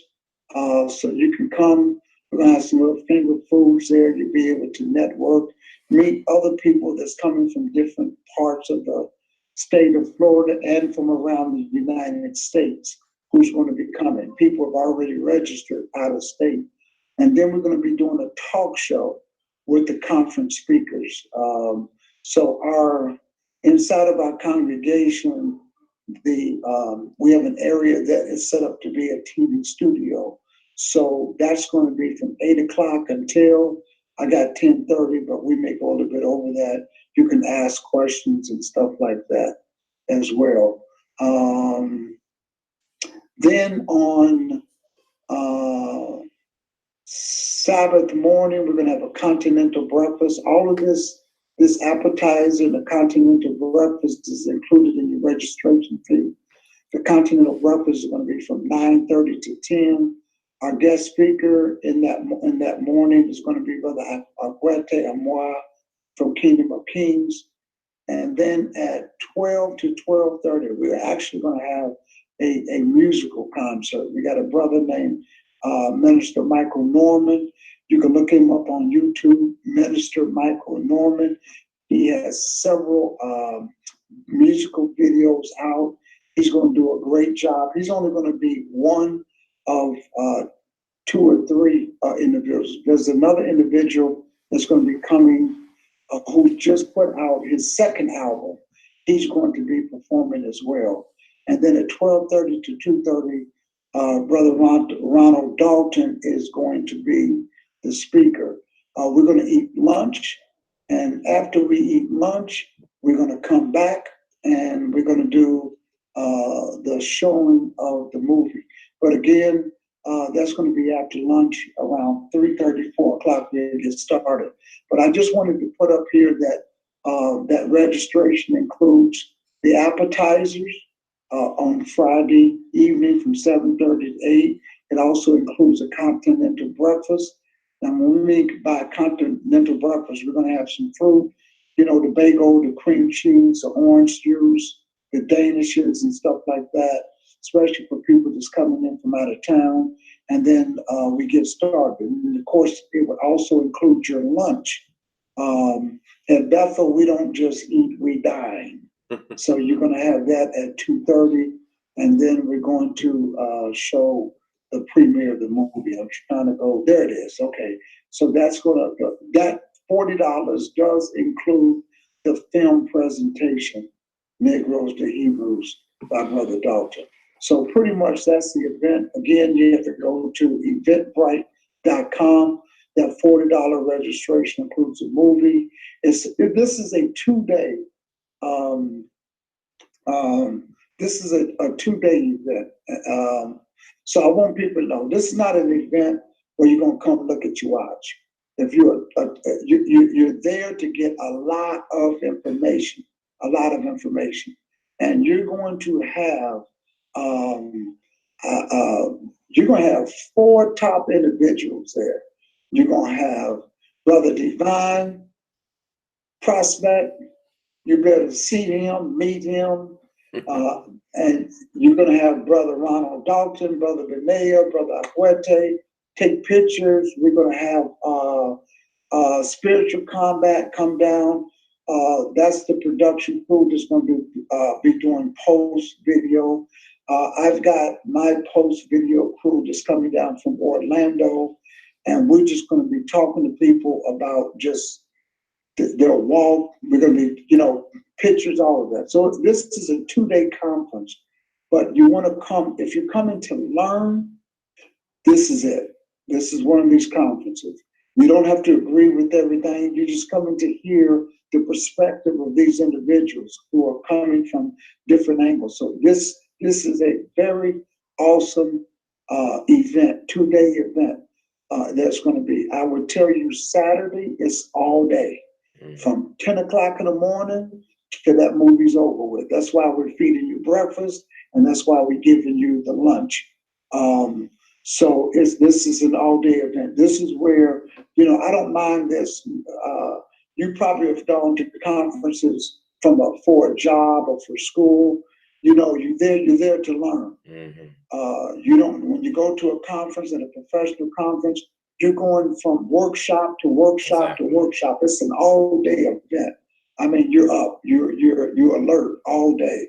So that's what this is. This is for serious people who are really getting it. This is not for somebody that's going to come, look at the watch, walk in and out. You know, this is where you need to bring a paper, your pen, your Bible, and you need to just come there with like you know. So we're going to be, if you know, we've got adequate facilities there. This is a serious-minded person that really wants to know. This is for those that are scholars, but it's also for those that are on the fence and you really don't know, especially if you're of the Romish Christian faith and you don't know and you really want to get this and understand it. You want to see what people are talking about. This is the event to come to. If you got a spouse that you don't know, you just think they're off their rockers, this is the event to come to. Because trust me, when you leave here, if you don't get it after leaving this of who are the people of the book, if you don't get it, the only thing that's missing, I'm not teaching the plan of salvation, but we'll do that at another conference. That's Leviticus, the 23rd chapter. It's all about salvation. But if you want to know who are the people of the book, you want proof from every perspective. If you don't get it when you leave this conference, you're never going to get it. Exactly. That's all I can tell you. You're never going to get it. Awesome. If you don't respect scholastic information, DNA information, anthropological, archaeological, migration patterns of how we were called, and if you don't get it, then that's fine. As long as you get to the plan of salvation part, that's good too. But if you really want to know, if you don't get it after this conference, you won't get it. Trust me. Awesome. You won't get it. Thank you so much for that. Some of the best. Thank you so much for that, Pastor Johnson, as well as the late invite for me as well. I truly appreciate that as well. Yes. Family, you guys don't want to miss this. Like he said, this is going to be a great event to all of y'all that's in Florida, South Florida. You have been asking about Hebrew conferences coming your way. It's a great way for you guys to get your feet wet so you can see what this experience is about, right? So two things, Pastor Johnson, and we're going to end off. First thing is, please give people your contact information. If people are in Southeast Florida and they're looking for a congregation to go to, or they want to inquire further, how can they reach you? How can they get to the congregation, etc.? Please give contact information. Okay, so our congregation is called Bethel House of God. We're in Hollandale, Florida. Address of 516 Northwest 4th Avenue. But on top of that, here's my email address. The email address is very easy. Bethel House of God, all one word, @gmail.com. So if you're in the South Florida area, you're looking for a congregation, just send me an email. I will respond and make sure that you get there. But we're located in Hollandale, Florida, right off of I-95. We're about a 4-minute drive from I-95 and Hollandale Beach Boulevard and Pembroke Road. So very easy to find. Your YouTube channel. I'm sorry? What's the YouTube channel for them, the ones that's looking? Yeah, the YouTube channel is Pastor Johnson. That's my YouTube channel, Pastor Johnson, and you'll be able to find us. So thank you for this opportunity, my brother. Oh yeah, we're almost done. Okay, take your time. I'm good. I gotcha. People are still asking, enjoying this. Yeah, right. People are asking if there's a live stream. And if so, how much is it? Where can they access it from for the conference? Okay, so there is no live stream. The only thing I can tell you that will probably, well, I can't say that there will not be a live stream. We're in the infant stages of discussing that and how we're going to do it. If we're going to just do it and show it at a later date from a edited version, just to give some of the for promotional purposes. So I don't know how we're going to do that as of yet. We're in conversation because I've never streamed it, where people can have access to it and pay a partial conference fee for that. I know the movie we won't be able to do that way, but at least the talk show and stuff like that. At minimum, what we may do is show the talk show, stream it live. At minimum, we may do that. Cool. Okay. Thank you for that. Because there was some people were saying, they would love to come, but unfortunately they may not be able to. So they definitely want to support it and wanted to know an alternative means in which they can participate. And I think that, like you said, at least the talk show, that would be great for the audience as well. So, Pastor Johnson, thank you so much for coming on the show. What I would like for you to do is just give some parting words, maybe to sum everything up that you've said on today, or maybe some words of edification that you want to leave with the audience. But please give us your final words before you peace out and enjoy the rest of your morning. We would like to hear something from you, Pastor. So you got the floor. Well, what I want to say is that I truly believe in the Holy Scriptures. And one of the things in this walk of life, when you come into the knowledge of who you are as the people of the book, remember that the ultimate goal is to receive salvation. He that endures to the end shall be saved. There is a plan to salvation, and that salvation is when we all become spirit. We're not saved until we become spirit, and that's the story of the feast days. Whatever you do, remember that there are different levels of understanding. There are different levels of perspectives. Until we reach everybody, do it in loving kindness. The scripture says, with loving kindness have I drawn thee. You may run across people who don't understand everything that you're doing, but take a deep breath, calm down, and just do what you know that the scriptures would expect you to do when it comes to teaching others. Believe this, that people are sincere in what they do when it comes to the scriptures, although they are sincerely wrong. I've come to the conclusion that people are sincere about celebrating the birth of Christ, but they sincerely do not, although they're sincerely wrong, they really don't know that the birth of Christ is not in the scriptures. I use as an example that when it comes to the scriptures, people are really sincere about it, but they, although sincerely wrong. So you must learn to break that down and help them along the way. Also, I would say that when you're going through this walk of life, pray for His Holy Spirit's guidance. When it comes to the Word, deal with yours first. It's bigger than knowing your heritage. Once you realize how important salvation is, it's bigger than knowing that you are a people of the book. That's just one caveat of it. But even though you may know who you are, it doesn't matter, because the Most High put an entire nation of people that He had a covenant agreement with into slavery, into bondage, into the curses that are out Israel is experiencing today. Why? Because they did not have a covenant agreement. So let's get back to the covenant agreement of the Most High. When Moses had departed off to sing, Joshua was a little discouraged. And what the Almighty said to Joshua was, listen, the power was not in Moses. It was not in the staff. But He says, if you meditate in my word, day in and day out, don't turn to the right, don't turn to the left, but meditate in the word. I will be with you like I was with Moses. And also remember Deuteronomy, the 4th chapter. Remember 1 Kings, the 8th chapter. Moses, being a prophet, knew that Israel was going to be scattered.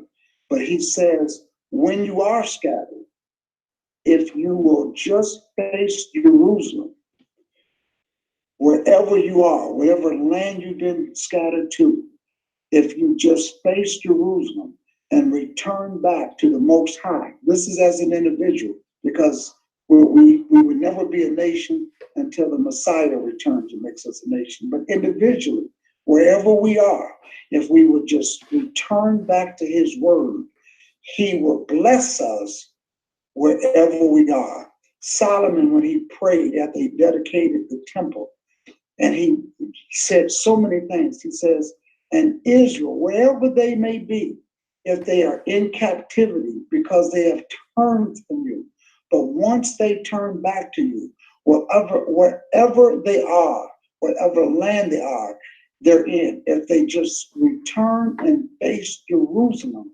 hear their voice. And I'm here to tell you today that it doesn't matter what happened to us as a people. It doesn't matter who did it, why they did it. Well, we know why they did it, but they are just an extended arm of the Most High. But it doesn't matter wherever you are, whether you're in the United States, the Caribbean, Australia, face Jerusalem, get back to Torah, as Brother Divine say, the Ruach, to the Spirit of the Most High. Once you listen and let that follow you, let it guide you and lead you through the scriptures, through the Spirit, which is this word. Once you hear it and turn back to it, the curses are already lifted. They're already removed. The chains are already broken. So therefore, you don't have to be angry or mad or upset, because you are benefiting as Israel would, as if they were in the land. And that is the word of the Most High that he's left us. So I'll leave that with you today. Awesome. Thank you, Brother DivineProspect. Awesome. So thank you so much, Pastor Johnson. I definitely will have you back on again, because you have too much wisdom to just not have you on again. Thank you for your testimony. Yeah, all praise to the Most High. Thank you for your testimony, for the details in regards to that conference that everybody needs to go to. And these are everybody who watches this channel are typically very studious and people that actually have a foundation and want to just add more to their plate, so they can better walk this thing out and please the Most High. So we're definitely going to get a good crowd there. I know that, and I look forward to them as well. You also got the Pastor Johnson's contact email if you want to reach out to him. He also gave you a great departing word. And I want to just thank Pastor Johnson for joining on the show. Again, he will be back on here soon. We're going to be talking about other topics and subject matters, because this is a great brother to pick his brain and get information from. And I want to say thank you again, Pastor. Enjoy the rest of your morning, and we will speak again. Peace, my brother. Have a happy Sabbath. You too. All right. So I'm going to wrap it up. So I want to thank again Pastor Johnson for joining in. Hope you all enjoyed his segment. I'm going to wrap it up real quick by giving you guys a quick update, and then I'm signing off for the evening. All right. So just give me a moment. Just give me 1 second.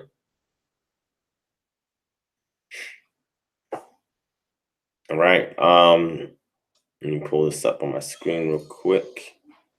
Hold on real quick. Okay, here we go. All right. So just so y'all know, I have a lecture that I'm planning to do this weekend, if all goes well, Yah willing. And this actual presentation I'm doing is going to be on cancer. Okay. This is really being a presentation from Naturopathic Eden, which is one of the services that we offer from KHM. And pretty much what I'm going to do in this particular lecture is just give you a thorough overview of what cancer is, how people get cancer, and what can be done to reverse cancer, right? And how to do so in a holistic, naturopathic way, right? So what I'm going to do is I'm going to show you guys a few slides from it just to pique your interest, because I spoke about this on Facebook, but some of you guys are not on Facebook. So you were not privy to the live stream that I did the other day when I was introducing this. But this is extremely relevant and important. Like I told you guys earlier yesterday, which was Friday, I had went to my aunt's funeral, who had passed away from cancer. And unfortunately, she was unable to partake in these services that could have saved her life, right? So, this program, I've been doing it for some years now and have a lot of good, we're talking about over 80% success rate with these services.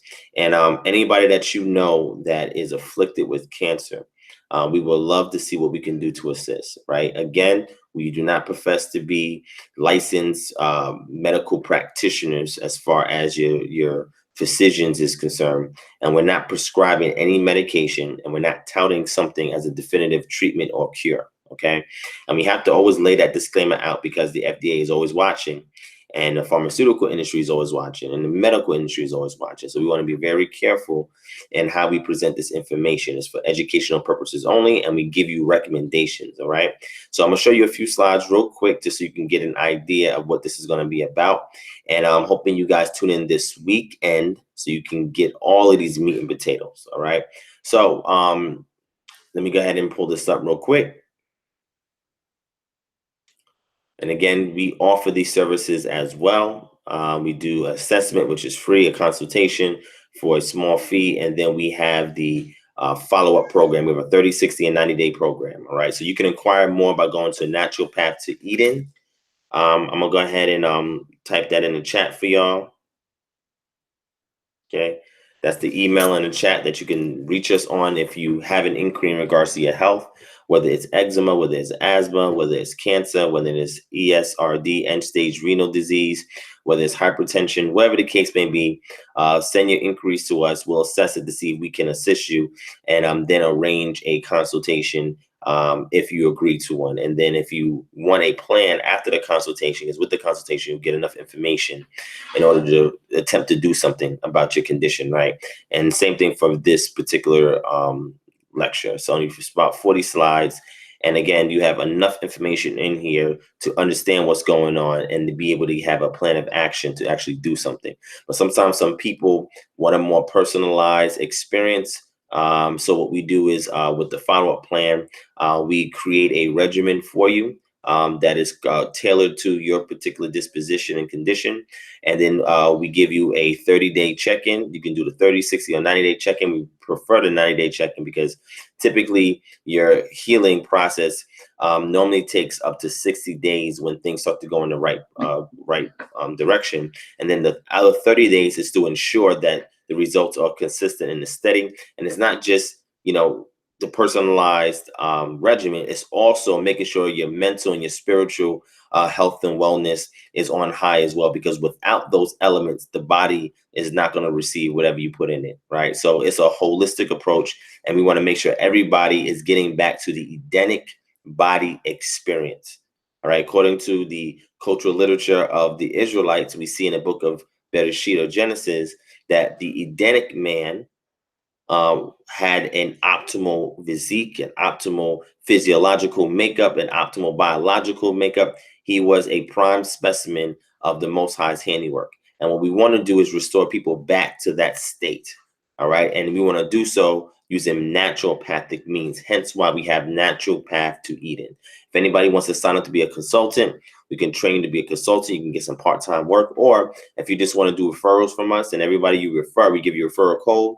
Everybody you refer, if they partake of the consultation and the additional services, you get 25 to 30% of that transaction. All right. So this is also employing people as well. If you want, to make some money on the side, or if you're a nutritionist, or if you're a physician, or if you're an ex-physician, if you're a registered nurse, nurse's assistant, if you're in that field and you also want to be a part of this program, that is helping a lot of people, and it's a service that we've been giving to the community. We've helped over 52 people with various different elements, and we have an 80% success rate. A lot of people who really fall in the 20% really didn't commit or follow through, or they came to us when it was too late and they didn't really give us all the details, right? So this is why we when we do the assessment, we determine if we can assist and we move forward. But again, this is a collective, collaborative approach that's going to require a lot of people in our community to get behind, because the end state is to transform this into an HMO that can provide insurance to people who want to get alternative medicine. Because today, if you try to get a home birth, if you try to get acupuncture, or if you try to get naturopathic consultation or advice, if you try to go to a nutritionist, or if you do anything as it pertains to alternative medicine, Most insurances do not cover it. And I know because in the past I've attempted to go those routes and the insurance that I had did not cover it. So the best way to resolve that is to create our own HMO or PPO. And with that, we can utilize that in order to, number one, provide insurance to people who want to go the naturopathic route as it pertains to alternative medicine. And number two, be able to pay a stipend or a bonus to every facility, clinic, etc., that is partnered up with this HMO to keep their patients out. So the objective is to bring in as much patients as you can and to keep them all out as much as possible. And the longer you keep them out, because that's going to be a testament to the quality of your work with them. The longer you keep them out of your office, the bigger the bonus you get. Because what we want to do is we want to promote health and wellness and progress. This is not a business model where you're making money off a recurring customer. That's not what this is about. All right. The objective is to keep them out of there and only come in for routine checkups.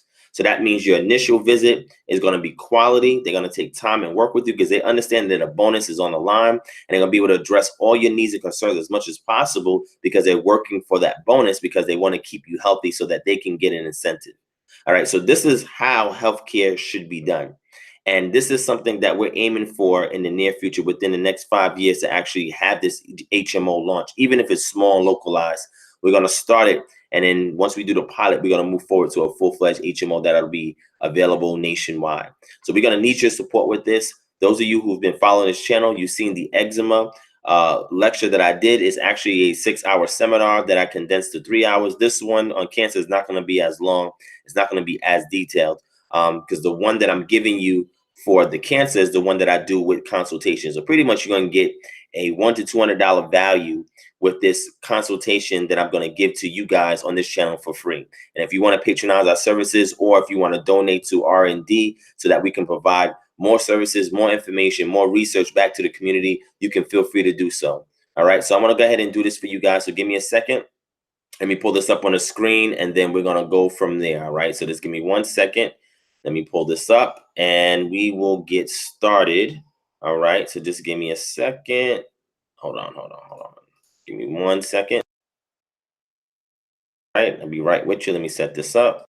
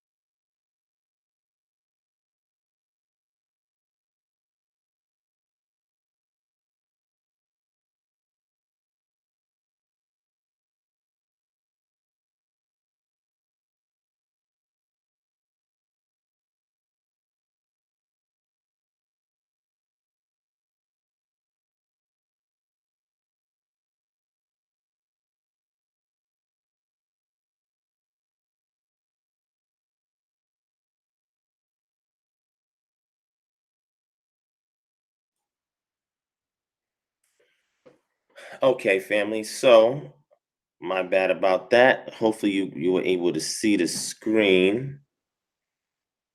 Let me know if you can see the screen. Hit 1 if you can see the screen. Hit 1 if you can see the screen. I had it up for a little bit because I was working on something, but hit 1 if you can see the screen. If you see the lecture screen, hit 1. I think y'all should be able to see that. Hit 1, family. All right, cool. All right, so this is a brief overview of what cancer is and naturopathic solutions to address it. All right. Again, this is extremely important for our community, and the way that I approach this thing is extremely delicate, and it's extremely precise, because when it comes to educating people pertaining to their health, it's a life or death matter, right? So there's a particular approach that we take in order to ensure a high degree of success. All right. So this one, again, is going to pertain to cancer. When we do the live this weekend, and that's the goal, that's what we're aiming for, please, I want to make sure that anybody that knows anybody that has cancer, if you have cancer, if your loved one, a child, anybody have cancer, please make sure that they watch this presentation. This presentation is typically what we do with our consultations. Consultations sometimes, after we give them this, and if we work towards a more customized regimen, we'll give them even further details, right? But anybody that you know that has cancer, please share this with them. Please, this can save their life. It's that serious. All right. So if you look at this on the first slide is our disclaimer. This presentation is for educational purposes only. The presenter is a naturopathic researcher and not a physician. If you are suffering from cancer, you should consult your doctor and or oncologist immediately. No solutions suggested are being promoted to directly treat or cure any disease, and are recommendations, not prescriptions. All right. And again, this is extremely important in order to protect ourselves federally, so that way we continue to provide you this educational information, and you are not misled into thinking or misled into thinking that our purpose is something other than what it is. And this type of transparency is extremely important. And anybody in our community who is not a licensed physician, and they're saying that they're going to treat or cure something, and they show you a presentation on it, you have to be very careful in this day and age with saying those type of things, because there are laws that govern those type of claims. All right. So definitely want to make sure you guys are aware of that. Now we're gonna go over some basic facts just so you guys are aware. Cancer is the #2 leading cause of death in the U.S. All right. Now I've heard as of the past week or two that cancer has but edged out. That's better. Edged out heart disease for the #1 leading cause of death. I got to go back and check those numbers from the source that they got it from. But I know from following this for some years now, cancer has always been #2, right? Heart disease, heart failure, congenital heart failure is typically #1, right? Now, cancer accounts for 21.7% of the total deaths in the US. And that equates to 598,038 people dying every year from cancer. You have over 500,000 people die every year from cancer. And these are only the cases that has been documented, that have been diagnosed, which means the number is much higher, because there are people who it's not even known that their cause of death is cancer. Okay, so if you're looking at these type of stats, you're going to say to yourself, man, this thing is a pandemic. It's an epidemic transition to a pandemic. This is a serious thing, because it's not just isolated here in the US. Hence why I say it's a pandemic. It's something that is experienced all across this planet. And this is a very, very serious ordeal. All right. So when we go to this next screen and we see that 136,254,350,000. Well, what is that? That is the global cancer therapeutics market should reach 220 billion by 2024 from 136 billion in 2018 at a compound annual growth rate, CAGR, of 8.37%. That means this industry yields or brings in $136 billion a year. And yet you're telling me we still have these results? How is that possible? That is not logical in any way, shape, or form. Something is wrong.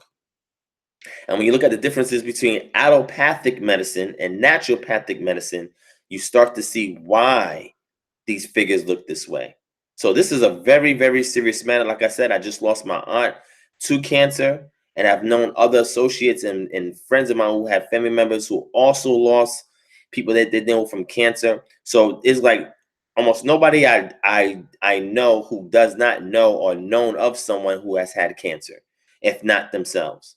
That's how serious this thing is. Extremely, extremely serious, right? So what we want to do is present an alternative approach so that way we can definitely better reconcile those numbers. All right. So here, when I go into the presentation, I'm going to go into what cancer is and give you guys a general overview of what cancer is. But what I'll do as a quick freebie for y'all, some of y'all may miss it, may not be able to make it, and that's fine. Well, that's not fine. You should watch this and share with everybody, right? But I'm gonna give you one small section just to give you a quick freebie, okay? Because this is extremely important, all right? So I want to deal with this real quick. And this is from this slide here, and then this is about 2 slides, well, 4 slides, but definitely want to show this to y'all. Family, I would like for y'all in the chat to please keep the dialogue at this point now on what you see on your screen. All right. Please keep the dialogue based on what you see on your screen. All right. So if y'all can do that, thank you. All right. We're going to transition to health right now, and then I'm closing out. All right. But please watch this, because what I'm about to share with you is extremely important.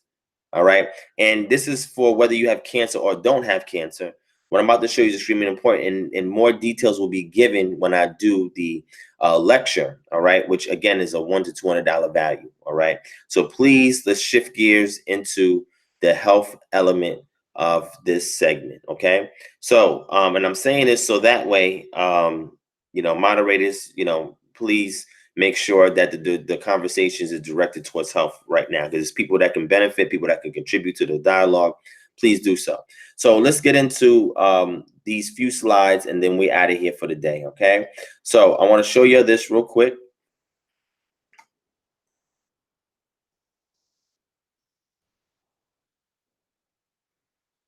All right. All right. So what we're looking at here is part of the lecture called Diet Cancer Correlation. Does your diet have a direct influence on cancer? And if you can see the image that I have at the bottom, it says eat right. Very, very interesting. Very, very important, because everybody cannot afford to eat right. So if you can, great. If you can't, for whatever reason, we have an alternative that I'm about to share. But before we do that, let's look over some things real quick. Right? So we're going to go into the vitamin mineral deficiency related to cancer. Let's read this. Nutrient deficiency is also a major cause of disease. In cancer, a nutrient-deprived diet mimics radiation in the damage it causes to the cell's DNA. Dr. Bruce Ames, Professor Emeritus of Biochemistry and Molecular Biology at University of California, Berkeley, found that deficiencies of the micronutrients folate, vitamin B6, vitamin B12, niacin, vitamin C, vitamin E, iron, and zinc cause DNA damage that will contribute to the formation of cancer. This may explain why those who don't eat enough nutrient-dense fruits and vegetables have a much higher cancer rate. Deficiencies of folate, vitamin B6, and vitamin B12 were found to cause breaks in certain parts of chromosomes in the same manner that radiation causes damage. Basically, like radiation, nutrient deficiencies can cause breaks in the genetic hardware of the cell.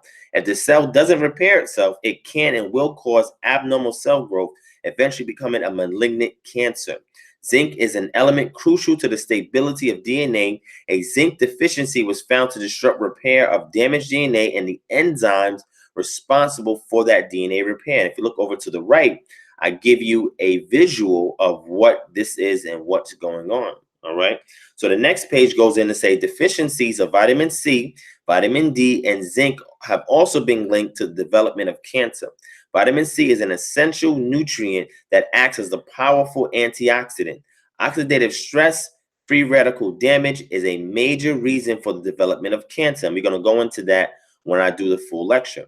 According to reviews, vitamin C supplementation was shown to prevent DNA and chromosomal damage in lymphocytes, white blood cells, right? When you get lymphoma, you'll see that a lack of vitamin C can help contribute to lymphoma. Dr. Bruce Ames, Professor Emeritus of Biochemistry and Molecular Biology at the University of California, Berkeley, found that deficiencies of the micronutrients, and I went over this already, folate, vitamin B6, B12, niacin, vitamin C, E, iron, zinc, etc., cause damage that will contribute to the formation of cancer. Now let's read the other two.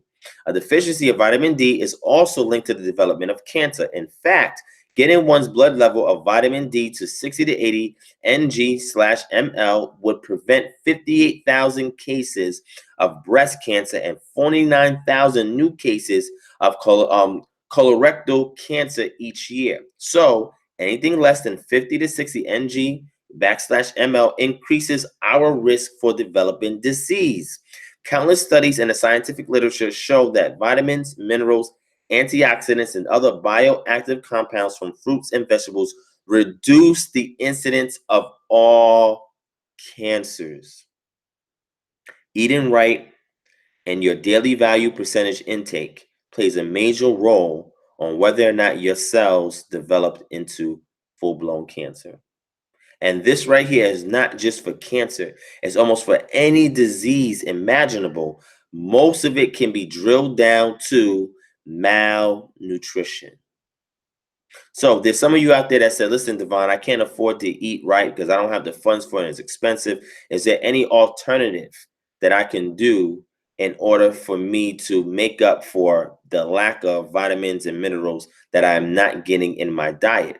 So I will say to that person, yes, there is something you can do, even though it is only a substitute for not being able to eat well and get all of your vitamins and minerals from food. But yes, there is supplementation that you can get as well that will assist with this. And I'm gonna go ahead and show this to you. All right. So we're gonna get this last slide.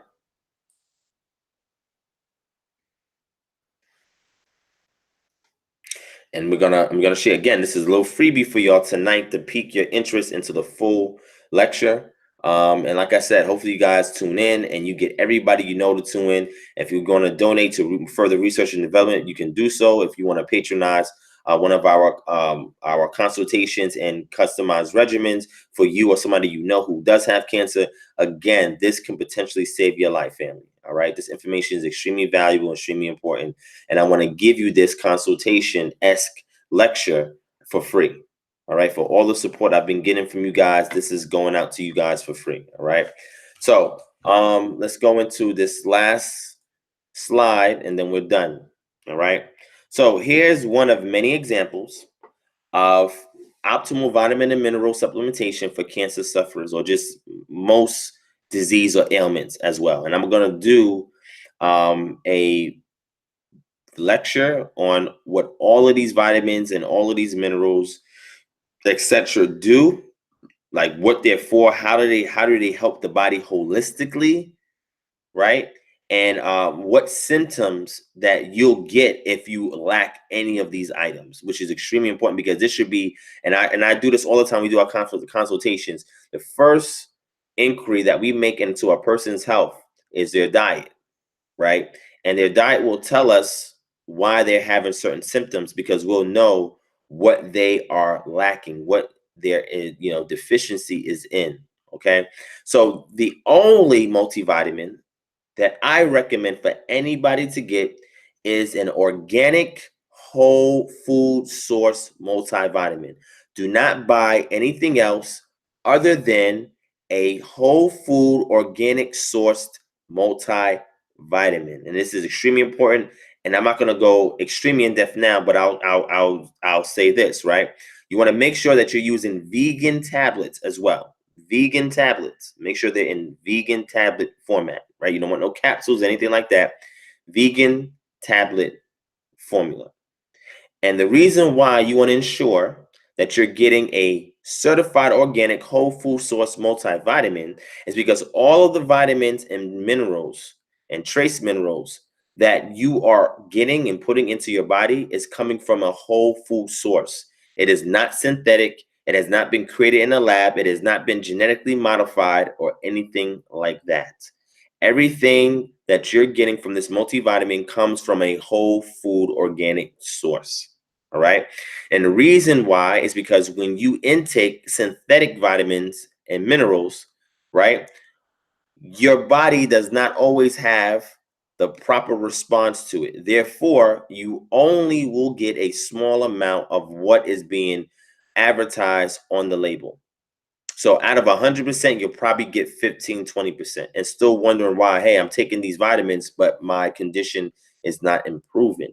It's because of the quality of the vitamins that you're taking. Your body has enzymes and you have digestive gastric acids that break down foods. So that way it can go through your intestines and then pass through your colon and then come right out your rear. Okay. But the issue that a lot of us have is, number one, some people have what's called leaky gut syndrome, and leaky gut syndrome has to do with an extremely permeable intestinal lining that allows items to leak into the blood without properly being broken down first, and that is a very serious ailment. But when you repair the mucosal membrane, when you're able to be able to establish your microflora of probiotics in your intestinal tract, and you help to assist the muscle contractions and peristalsis that's occurring in the stomach and then the rest of the intestines, etc.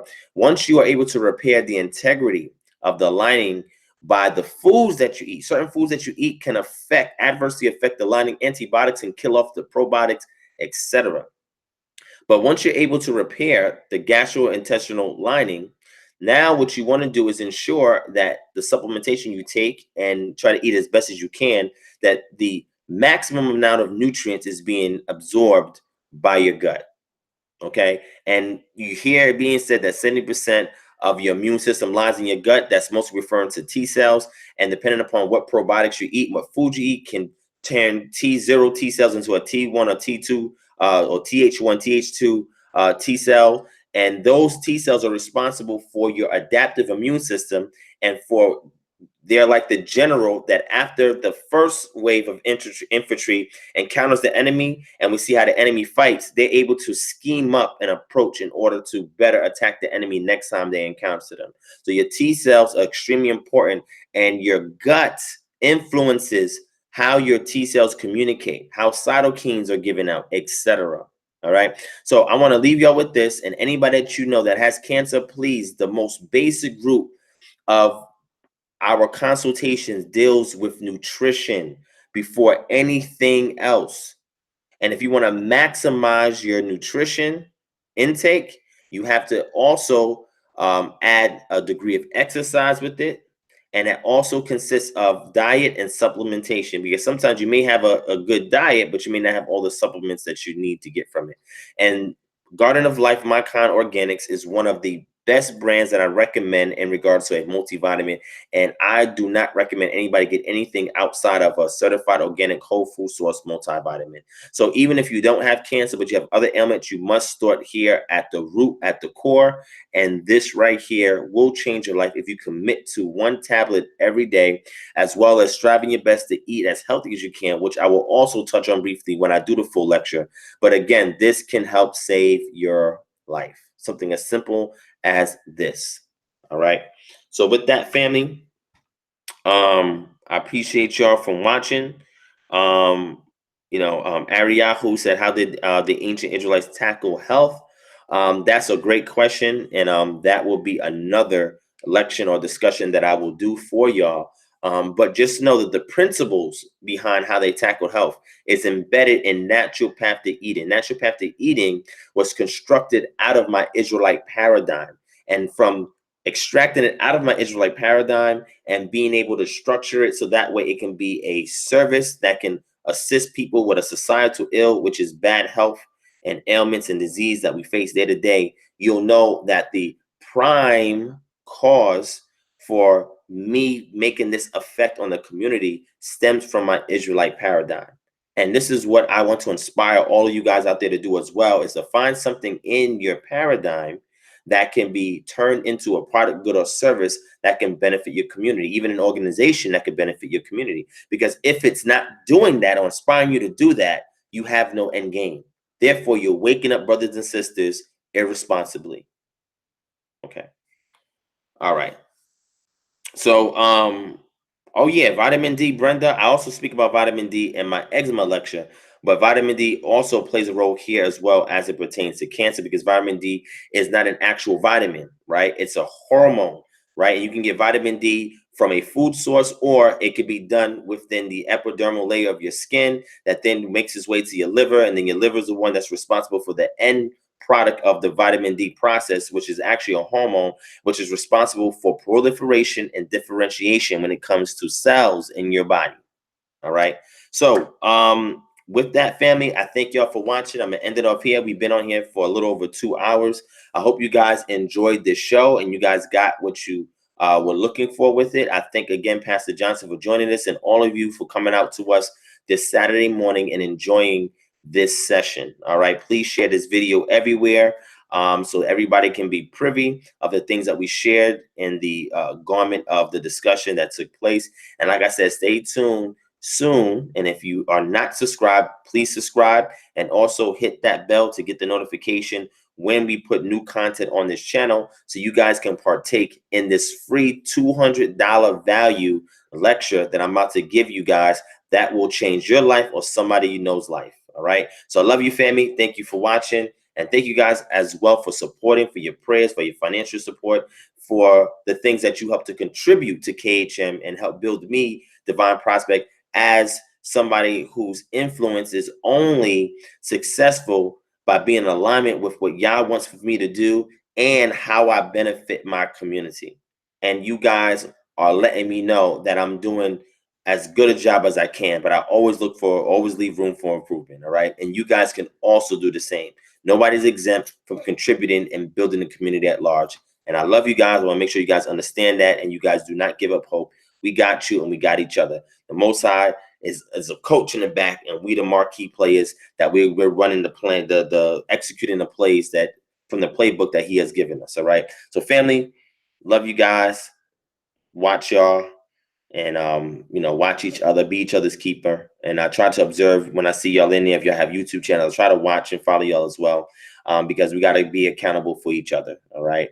And I know you guys do a great job in this chat by contributing the information that you do and helping me as well. So this is a two-way dialogue, two-way conversation, and I learn as well.